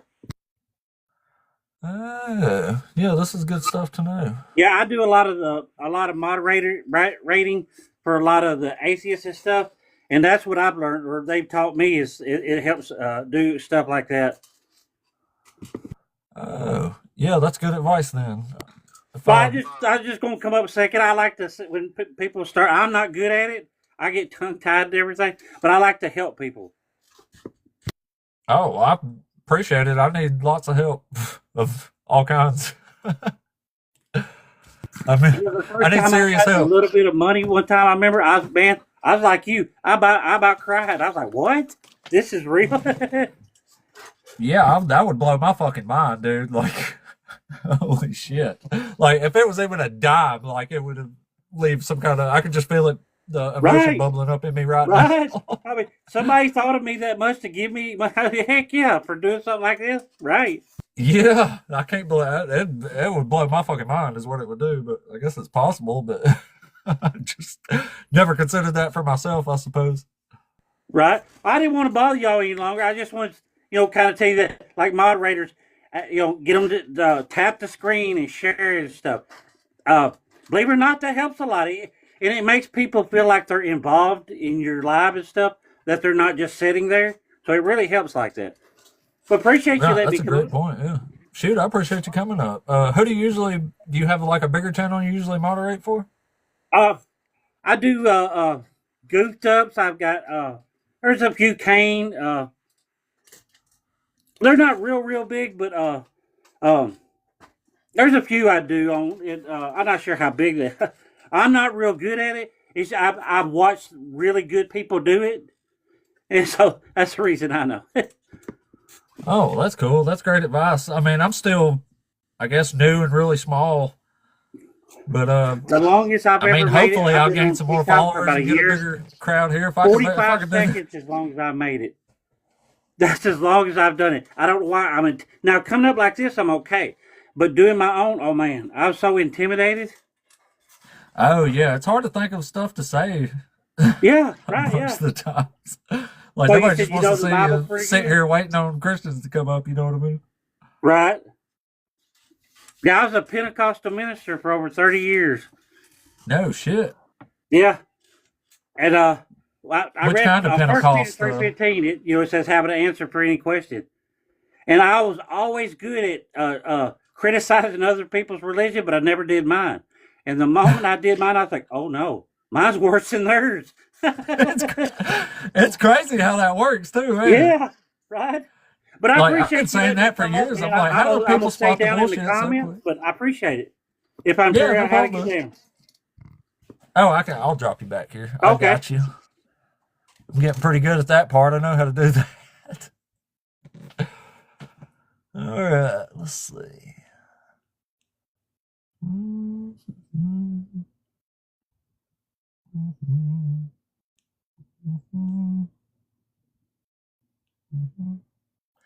All right. Yeah, I appreciate the shit out of that, Jamie. That's mighty cool of you. Oh no, I don't know if any of y'all listen to a guy named Mezzo. He's probably one of my favorite debaters, and he makes really good points. But he's really goofy too. Like sometimes he just says some crazy shit, so he's really funny. But he might have somebody here. Oh, that's Jamie again. Oh, sorry, Jamie. I just did that on site. Don't pay attention to that invite. Sorry. Whoops. Yeah, I can't remember what I was gonna say about him now. Tap, tap, tap. Oh yeah, I was he's got like he'll have like 500 people at a time watching, but he did like 3 streams in a row where he told everybody not to like or tap the screen, and I think he was getting the same results. So it's kind of weird. I don't know. Might be cool to do an experiment like that at some point though. Yeah, Mezzo's the shit, man. Him and Justin and Godless Engineer. I actually got into debating because of Godless Engineer, man. Like he was in here earlier. It was the first time I ever mentioned mythicism, and Godless Engineer pops up like the godfather of mythicism himself. Like how crazy was that? Now that was some divine shit, is what that was. That was divine shit. I actually got a good. It's hard to hear because we was in a restaurant, but I did like an hour-long interview with him about mythicists at the NanoCon. I got a video on my YouTube channel. It's the same name. If anybody around want to check that out, he made some good points too. Like that's what I started talking about earlier was mythicism stuff. Like the more I think about it, the more it kind of starts making a lot of sense because they're making like really good scholarly points about it. It seemed like everything he's said made sense to me. But so like it was back in I think in 2018 is the first time I even heard. Well, let me start at the beginning here. So my mom's calls me up and she goes, "Hey, I heard you were getting into atheist debates and stuff a little bit." She goes, "Anyway, there's a church here in the town I live in now small town called in Hartselle, Alabama." And it says this church is having a debate. So first of all, my mind was blown because I was like, "Wow, churches have fucking debates." Anyway, I thought that was crazy enough, and I said, "Well, I guess that's cool." I said, "So what are they debating?" And she goes, she said, "Evolution." And my reply to that was, "Evolution? What are they debating about evolution?" She's like, "You know if it happens or not." And I said, "Get the fuck out of here." I said, "People think evolution did happen?" And apparently that's where my debate journey started because it was the godless engineer himself debated a guy at the church that I went and seen. And I was just like, I've never been so on the edge of my seat in my life listening to this motherfucker talk about evolution like it's not a real thing. And I was just like, this is insane. And the guy, the godless engineer's opponent, I can't remember his name. He was probably actually like a little more of a aggressive debater type thing, but like I just sit there the whole time being mind blown. I was like, it was a coming to Jesus moment for a lack of a better term, because I didn't even know people debated shit like that. I was like, this is not a founded fact. I was like, why would we debate this? But turns out a whole people don't believe it. A whole bunch of people apparently. And anyway, I've been into debating ever since. I've been a huge godless engineer fan. Like, he's from the same town I'm in, and it is fucking wild that he showed up. Literally the first time I mentioned mythicism, like I'm starting to creep toward mythicism. Like, he told me a lot about it when I did the interview with him. Like I said, everything he was saying made perfect contextual and scholarly sense to me about it. And like, the more I've been thinking about it, especially lately, just like you read like John and shit, and you're like, there is no way that whoever is writing this shit has any clue what is going on in the Old Testament, which most Christians don't have a clue what's going on in the Old Testament, I don't think. Just like the guy was demonstrating earlier. Like, the Prince of Peace actually has to do peaceful shit. I know it's a crazy, insane concept, but, you know, turns out Princes of Peace actually have to command some peace somewhere along the line. And, you know, the prophecy says, you know, it's going to be in the whole world, so, and it says it's going to be forever, so words are pretty clear. Oh, Jamie, yes, absolutely. They were reading Greek versions of the Old Testament. If they were even reading it, I think they were just grazing through looking for shit they could make sound like Jesus and discarding everything else in their minds. But yeah, they clearly couldn't read Hebrew. That's why we have virgin prophecies in the New Testament, because of mistranslations. They didn't read the actual Hebrew. I'm not even convinced they could read Hebrew at all. I don't think they could, personally. They might have even struggled to read Greek, believe it or not. Like, I don't know, maybe they didn't, but like they say the word Parthenos is virgin, right? But there's like let's say Homer.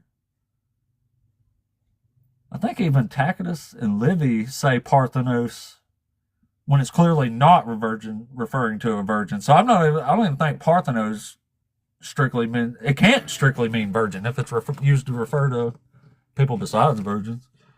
But yeah, they weren't reading Hebrew, and they certainly didn't read the doctrines like this contradiction I've been bringing up from Jeremiah and Daniel. Like, Daniel specifically says that God's not going to visit the captives during the 70 years. It says, don't trust the dreams you dream. They're lies. So here you have Daniel in the captivity giving prophetic dreams, which is a contradiction to that, because they're saying they're a lie. But I don't think he was reading that shit. He couldn't have been. There's no way Daniel, whoever wrote Daniel in the 2nd century, read Jeremiah 29 to get that 70 years quote and says, oh yeah, 70 years, I will not visit you. All your dreams are a lie until the 70 years is up. So it makes no sense to me Daniel would read that shit and then proceed to give prophetic dreams from Daniel. It makes sense that he would have read Jeremiah 25, where it just says the Israelites are going to serve Nebuchadnezzar for 70 years. Like, that makes perfect sense. It doesn't make sense that he read Jeremiah 29, mentioning the 70 years. But I'm not too sure he fucking read any of it at all. At any time. You could just, like, everybody knows 70 years, the captivity, like, you don't even have to read anything for that. I knew that, but before I ever read Jeremiah as a kid, like, I'd already heard the 70 years thing. So, I mean, like, I don't think you can make that leap, even though that was my most common rebuttal I got. They say Daniel knew about that because he quoted Jeremiah. And they're like, no, he didn't quote that Jeremiah. He says Jeremiah said it was 70 years, but he doesn't quote anything or give a verse for that. Clearly didn't get it from chapter 29. But it's a big old mess, man. Yep. Big old mess. Damn, I was going to add something on that. Now I lost train of thought. There's more to it.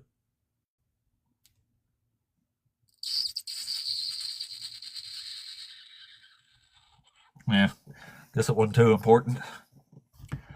But anyway, if there's any Christians about that want to have I still got a good, I don't know, at least 20, 30 minutes I can stay on. So then I'm going to head off to the workplace. I'm poor and I got to work for a living still, unfortunately. Yeah, nice to meet you too, Damien. You got some guns and some pecs on you, buddy. I wish I had a beard like that. See all this shit? It's like Joe Dirt. Like the white trash is just so ingrained in me, it just grows in like this. Like this is natural growth. Everybody thinks I have mutton chops, but it's just how my beard grows in. It's pretty sad. And I'm 41 years old, man. It's kind of weird too, because my dad is a fucking ape. Like he's got hair on his ass that fucking long, and his like his shoulders, like. So it's a wonder I'm not hairy as fuck like him. Let's see, you're 52. I think Tom said he was 51. And the transgender Christian was 68. So everybody's been pretty. Damn it. I think that guy I talked to earlier he was a lot younger, I think. Chess player and. Bro, my name used to be Apostate Chess.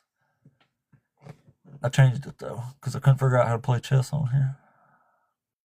I love chess though. It's my favorite game. I was going to say, if you actually stuck around, shoot me a friend request on chess.com.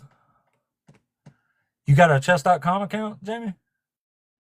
I also did MMA for 10 years. I never did bare knuckle shit. I ain't trying to get hit with bare knuckles and cut. I like to stay fresh looking, even though I didn't most of the time. Queen's Gambit.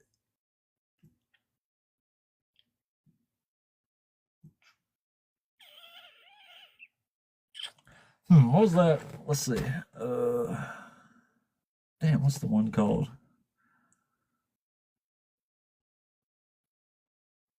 I forgot the damn Gambit now too. Shit, I'm drawing blanks all of a sudden. I guess I've been talking on here too long. You too, Jamie. Apologies, my dog went raising hell. I had somebody come up at the house and she went ape shit. Oh yeah, mine will go crazy if somebody pulls up too. We got 3 of them.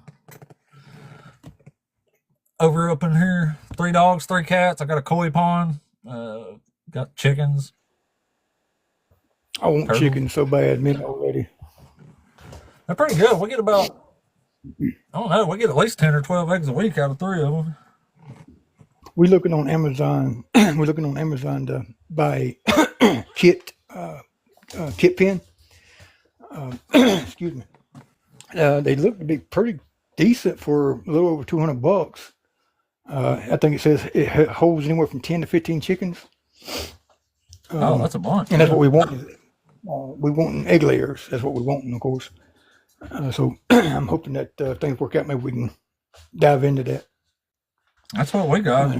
I'm in North Alabama, and we didn't even put a heater or anything in there last year, and they've been fine. Oh, okay. I'm down in South Carolina. South Carolina. But the koi pond, one of my uncles had one of those. Those things are awesome, man. To sit out there and just chill. Oh, I love it. Like, if it wasn't so cool outside, I'd still be filming off the back porch, but it's a little cooler now, and it's a little louder out there, too. Like, if I try to go out there in the afternoons, all you can hear is cicadas and crickets going ape shit and frogs. Hey, a lot of people like that sound, believe it or not. I don't. I try to keep frogs out of there. It'd be like the 7th plague of Egypt, man. Like, you can't even hear yourself thinking here in the house. Like, those little fucking tree frogs, man, when they go to fucking out there, I mean, holy crap! Like it is so loud you can't even hear the TV in the living room. Like just crazy high decibels. Like so, I tried running them off. Oh God, that's hilarious. They Yeah, are they're loud loud. though. They're loud as a motherfucker, especially when there's a lot of them. But yeah, you can't even hardly hear me out there in the evening times in the summer. It's wild. I got a bunch of bonsai plants. Take care of that pond. It's pretty high maintenance shit. I Okay. spend 30, 45 minutes a day probably just on pond and bonsai Oof, maintenance. Jesus. Yeah, it's a bunch. And it costs as much to feed them fish as it does several big dogs. Oof. Yeah, the things we want to take pleasure in and enjoy, unfortunately, cost a fucking arm and a leg. It seems like. Yep, and the time. And the time. That's Yeah, awesome. that too. Gotta love them, though. Yeah, I used to go over to his house. We'd sit out there at his koi pond and we just have conversation, and just sit there and chill and watch the fish, man. And it was enjoyable. Yeah, I've had people on my live while I was recording say, man, I could just sit here and watch those fish swim by you. Yeah, it's what they for. That's They're worth a lot of that's what I money got. when they get bigger, too, though. I've heard. Yeah, I've heard that. That's what I got on my TV screen. Actually, I got a TV, like a saver screen, like on a computer, Oh, yeah. and what I have an aquarium screen set up on my TV. So when I'm not watching nothing, that's what plays, That's cool. because it burns Yeah, 24/7. My TV never goes off. I have three of them in the house, and they burn 24/7. They never turn off. that's cool. How close do you live to Hilton Head? I'm probably about an hour, 45 minutes, somewhere along in there. That ain't bad. That's I've been there before. We went on a vacation years and years ago. I had a good friend of mine. His daddy was from up there, and Or wait, never he was mind. That one. But I'm about 3 hours from Myrtle Beach, and if you know where Charlotte is at, if you ever heard of Charlotte, North Carolina, Yeah. I'm about 45. I'm about 45 minutes from Charlotte, and about 3 hours from the beach. Well, that ain't bad. I got a one of my cousin lives. I can't remember if she lives in North or South Carolina, but she just opened like a big, not like herself, but she was like the manager, project manager for opening a big ass aviation museum up there somewhere. Might have been in Charlotte. Huh? That sounds like something that would go in Charlotte, or at least in Yeah. that area of residence. Yeah, she started that. Now she's like the principal for a couple online private schools. Oh, okay, that's cool. Yes, sir. Well, next time I'm in South Carolina or around there, I'm gonna have to holler at you, man. We'll have to meet up and I mean, go definitely, bro. saltwater Yeah, if fishing you or ever, something out there. oh man, I ain't been fishing in shit, man. I ain't been fishing in probably almost 3 years. I need to go fishing. Me and old ladies talk about it every year, but we never fucking do it. I love saltwater fishing, man. It's amazing going saltwater fishing. I don't think I've ever been actually saltwater fishing, to be honest. When I fish, I usually do riverbank or pond. When I have done it in the past, of course. I always wanted to go deep sea fishing too, but they say I may not like it. Yet say I may get seasickness. Yeah, you can But pop in some Dramamine, you'll be all right. It is if fun, nothing but else, it's me and my fucking cousin, expensive, man. I mean, they say it expensive. is. My cousin, he goes down to the beach and he fishes off the pier down there, and he wants me to go with him. He said he enjoyed the shit out of doing that. He said it was Yeah, he saltwater enjoyed fishing's doing amazing. God, I love it. If I lived it. by the beach, I'd never get anything done. I'd be down there fishing the whole fucking time. So he enjoyed it. He did it all day long. He was down there for technically 2 days. And that one day he spent damn near all day on the pier, and then the following day he pretty much come back. But I was going to go with him, but things didn't work out to where I could. So maybe next year I can get down there with him. But That's I do cool. want to experience. But I yeah, love man, it, if you're man. You ever can get around, man, like those definitely hit me feeding up. frenzy things in the ocean. Like they don't even give a fuck. They just start going ape shit, eating anything that touches the water. You can just sit out there and cast, literally just throw them back in the boat like it's crazy. Damn. God, it's There's a so fun pond though. behind my mom's house. there was a pond behind my mom's house when I was a kid that was like that. It was hardly ever fished. It was overpopulated. And you could go down there. People don't believe me, but we used to go down and sneak down in there because the old man, he'd catch you. He'd lock you up. But we'd sneak down in there. And you could put a worm on your cork and throw it out there and let one of them hit that cork one time with a worm on it. And then you could take the worm off the hook and throw a bare hook out there, and you can catch them all day long on a bare hook. I believe you. I've caught at least 3 fish in my life off bare hooks. Like, they literally bit the shit. Like, that's all I'm doing. And every bass because I like the bass fish, every bass you pull out of there is no less than 2 pounds. That's what I'm talking about. Bro, Yeah. you can't do it anymore because they let the pond go to shit and the turtles got in there and it ain't worth the shit no more. But years ago, that was a damn good fishing pot. I wish I could have got back there. I love fishing, man. I don't get to do it as much as I want, but Yeah, oh same man, here. Like I used to have a couldn't do homeboy that didn't have a job, but he has a boat, so I could just go fishing with him in his boat anytime he wanted, or anytime I Yeah, wanted. yeah. Now he's got a I real had a job buddy of like mine. an asshole. I got a buddy of mine.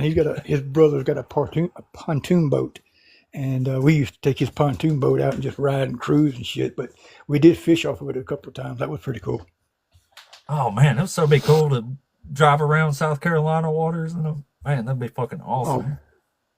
oh yeah. We'd go down to North. We went down to North Carolina, but we took that bitch everywhere. Me and him did. 'Cause me and him both were disabled, so we didn't have to work or anything. Um, Oh, and you we'd go lucky out and just fuck. enjoy ourselves.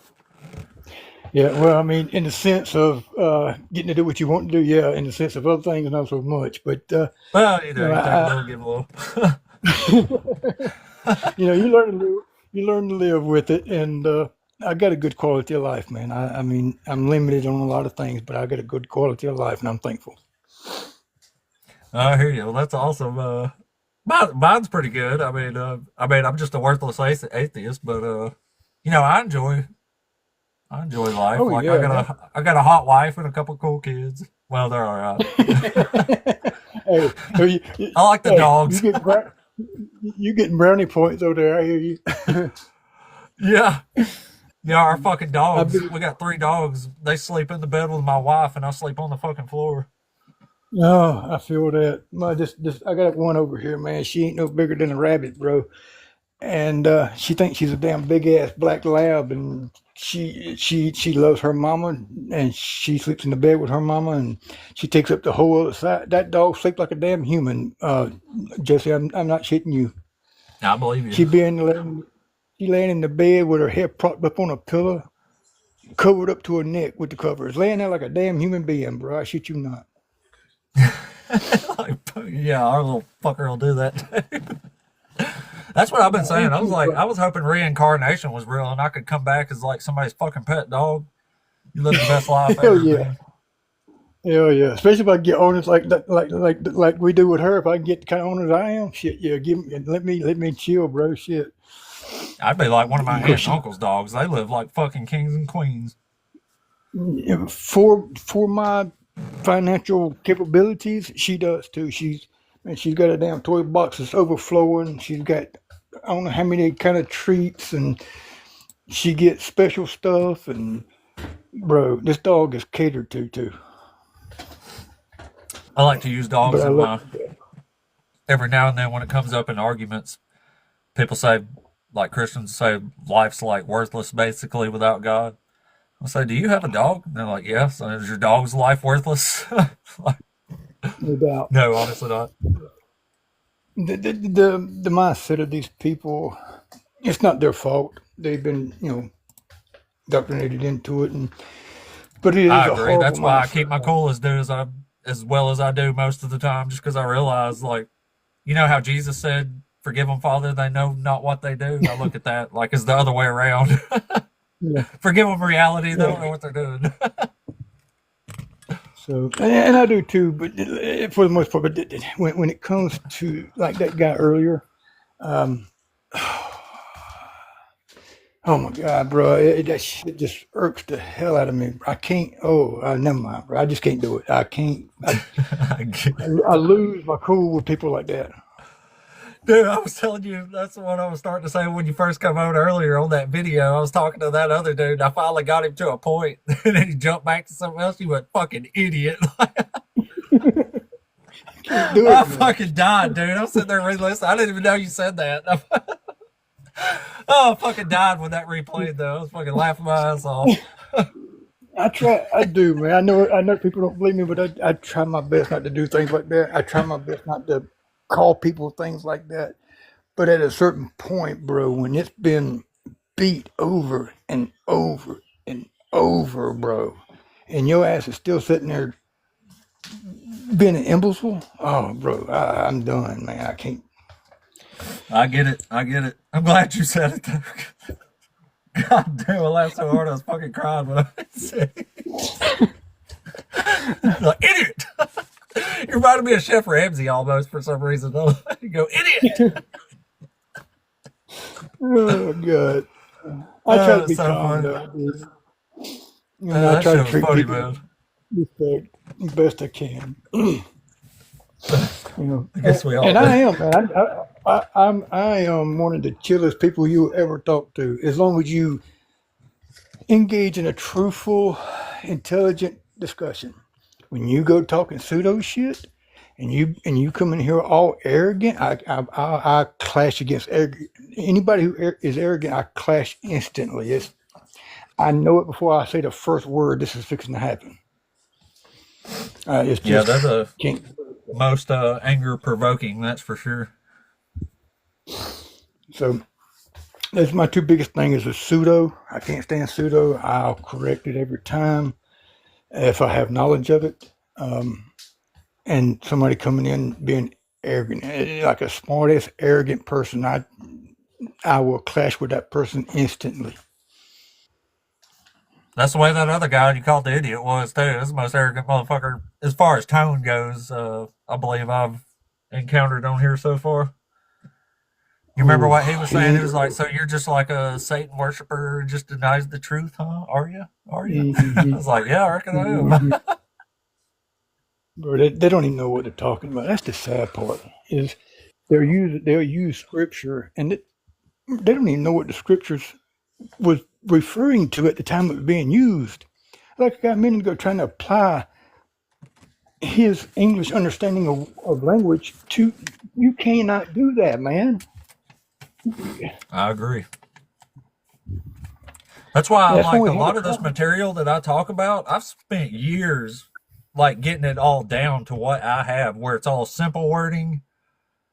Like how many or not translations, but how many interpretations are there for words like forever and forevermore and everlasting? Like they only mean one thing. That's why I like the arguments that I have because they use wording that you can't get by. You know what I mean? Um, so you don't have somebody spring it on you, and you may be aware of this, by the way. But when you see a lot of times forever, or you see the word eternal, it means age lasting. It actually doesn't mean what we understand it to mean today. At the time it was being used in their cultural understanding, it would have meant age lasting for a period of time. And you see Oh well, you see maybe in I'll just go with how we know it now. Though I assume that when it says forever, it means forever. You know? yeah, and it's a good argument point on a fundamental Christian because they don't know no better, and you can really beat them up with it because they don't know no better. So by all means, continue to do so.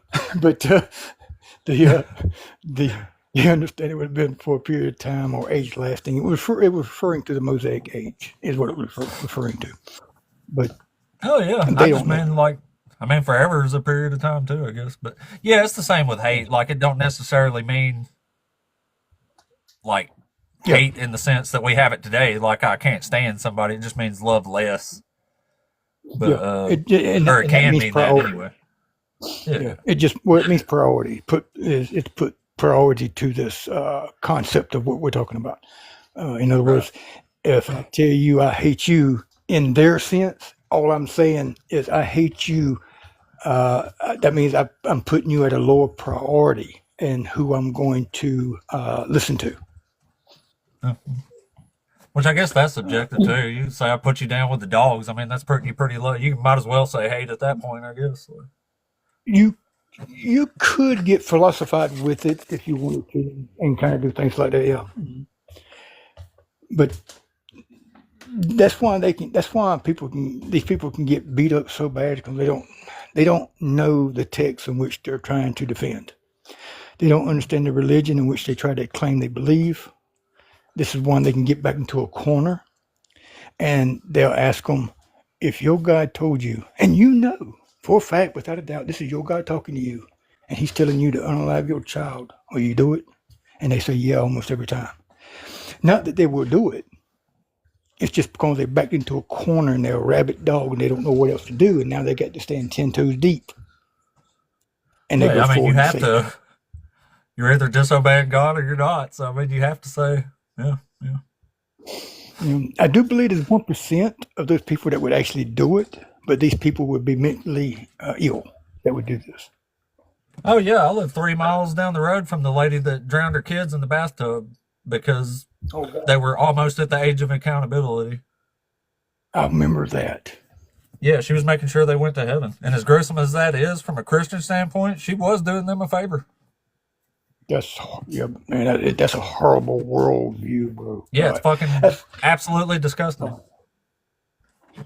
and man, to be honest, this is why I do what I do. To be honest, I if they believe in something, I don't try to take the belief from them. I try to correct their worldview. Let them keep their faith, but correct their worldview. So they are a better person coming out of it. They don't judge people. They're not feared. They're not scared of going to hell and burning in hell, because I teach them that's not a thing. And I just try to teach them the correct way and know to look at the text, and that changes their worldview, in which makes them a better person. Yeah, same here, man. Like, I don't necessarily even have a problem with Christians. Most of the Christians I know are perfectly fine people. They're probably better than me. I just have a problem with Christianity and the danger that theology can warp a mind. Like the lady who unalived her kids in the bathtub. Like, what the fuck, man? Like, this was I unnecessary. do it for that. Yep, I do it Yeah. for that reason. I do it for that reason. There, I do it for people who will.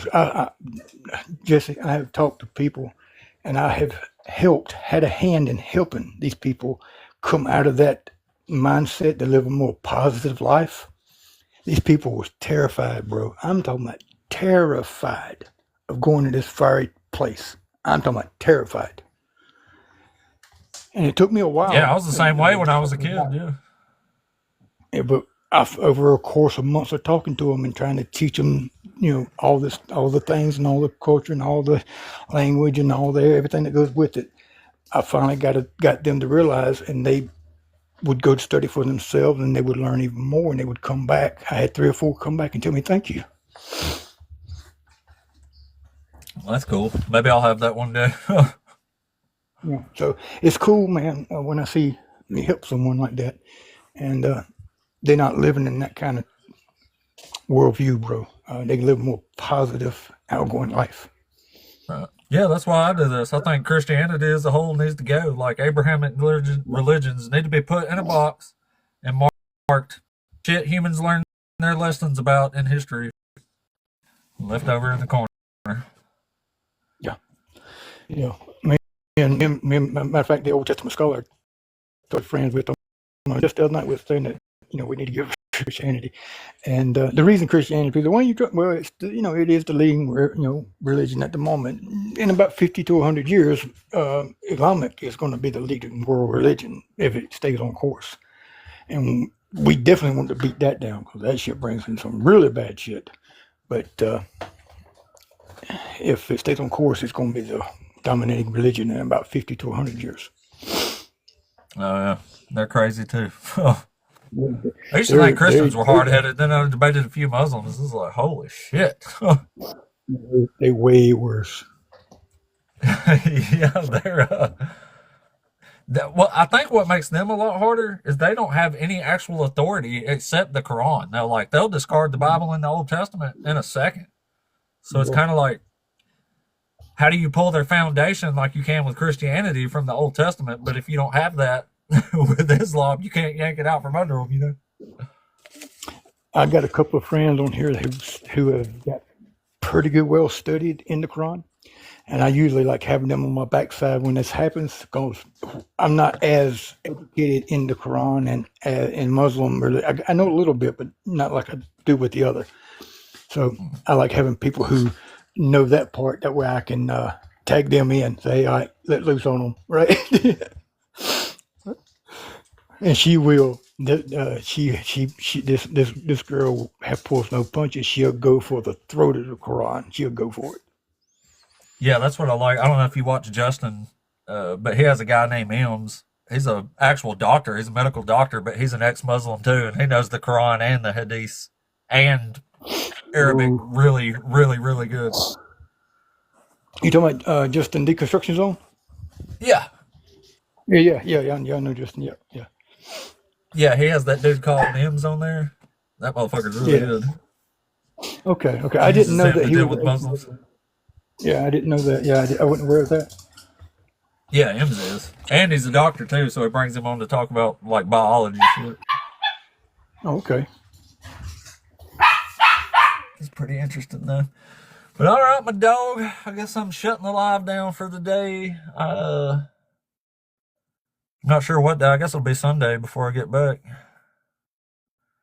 But All right. I've enjoyed being up here with you again, and listen, any time or I won't take offense to it at all, bro. But anytime you don't want me up here engaging and saying any kind of pieces or anything, man, just let me know. I have no issues with it. oh yeah, we'll do, dog. I don't have no issues with you being up here. You know your shit. Like I said, it's Well, kind of cool thank having you. somebody sometimes anyway, because you can do like the good cop, bad cop thing. Yeah, well, we did pretty good on that one guy. He come in kind of ornery, but he left a little bit more humble, and I appreciated that. Yeah, like I said, as crazy as he was, he conceded at least a couple points. So I mean, I felt like Yeah, I made some sort of progress there. we You did. know? We did. We did. We made it was a little, but we did make a little. We put a little snag in his sweater, and that's where it starts at. That's right. That's right. And he was a crazy one, so I felt like that was a pretty big, pretty big win. Yeah. All right. But all right, Mister Time, you hold down South Carolina up there. All right. You do the same in And I'm gonna Alabama, brother, and we'll holler at you. You enjoy the rest of your we day. gonna do it. Back at you. We'll see Later. you around. Peace. Later on.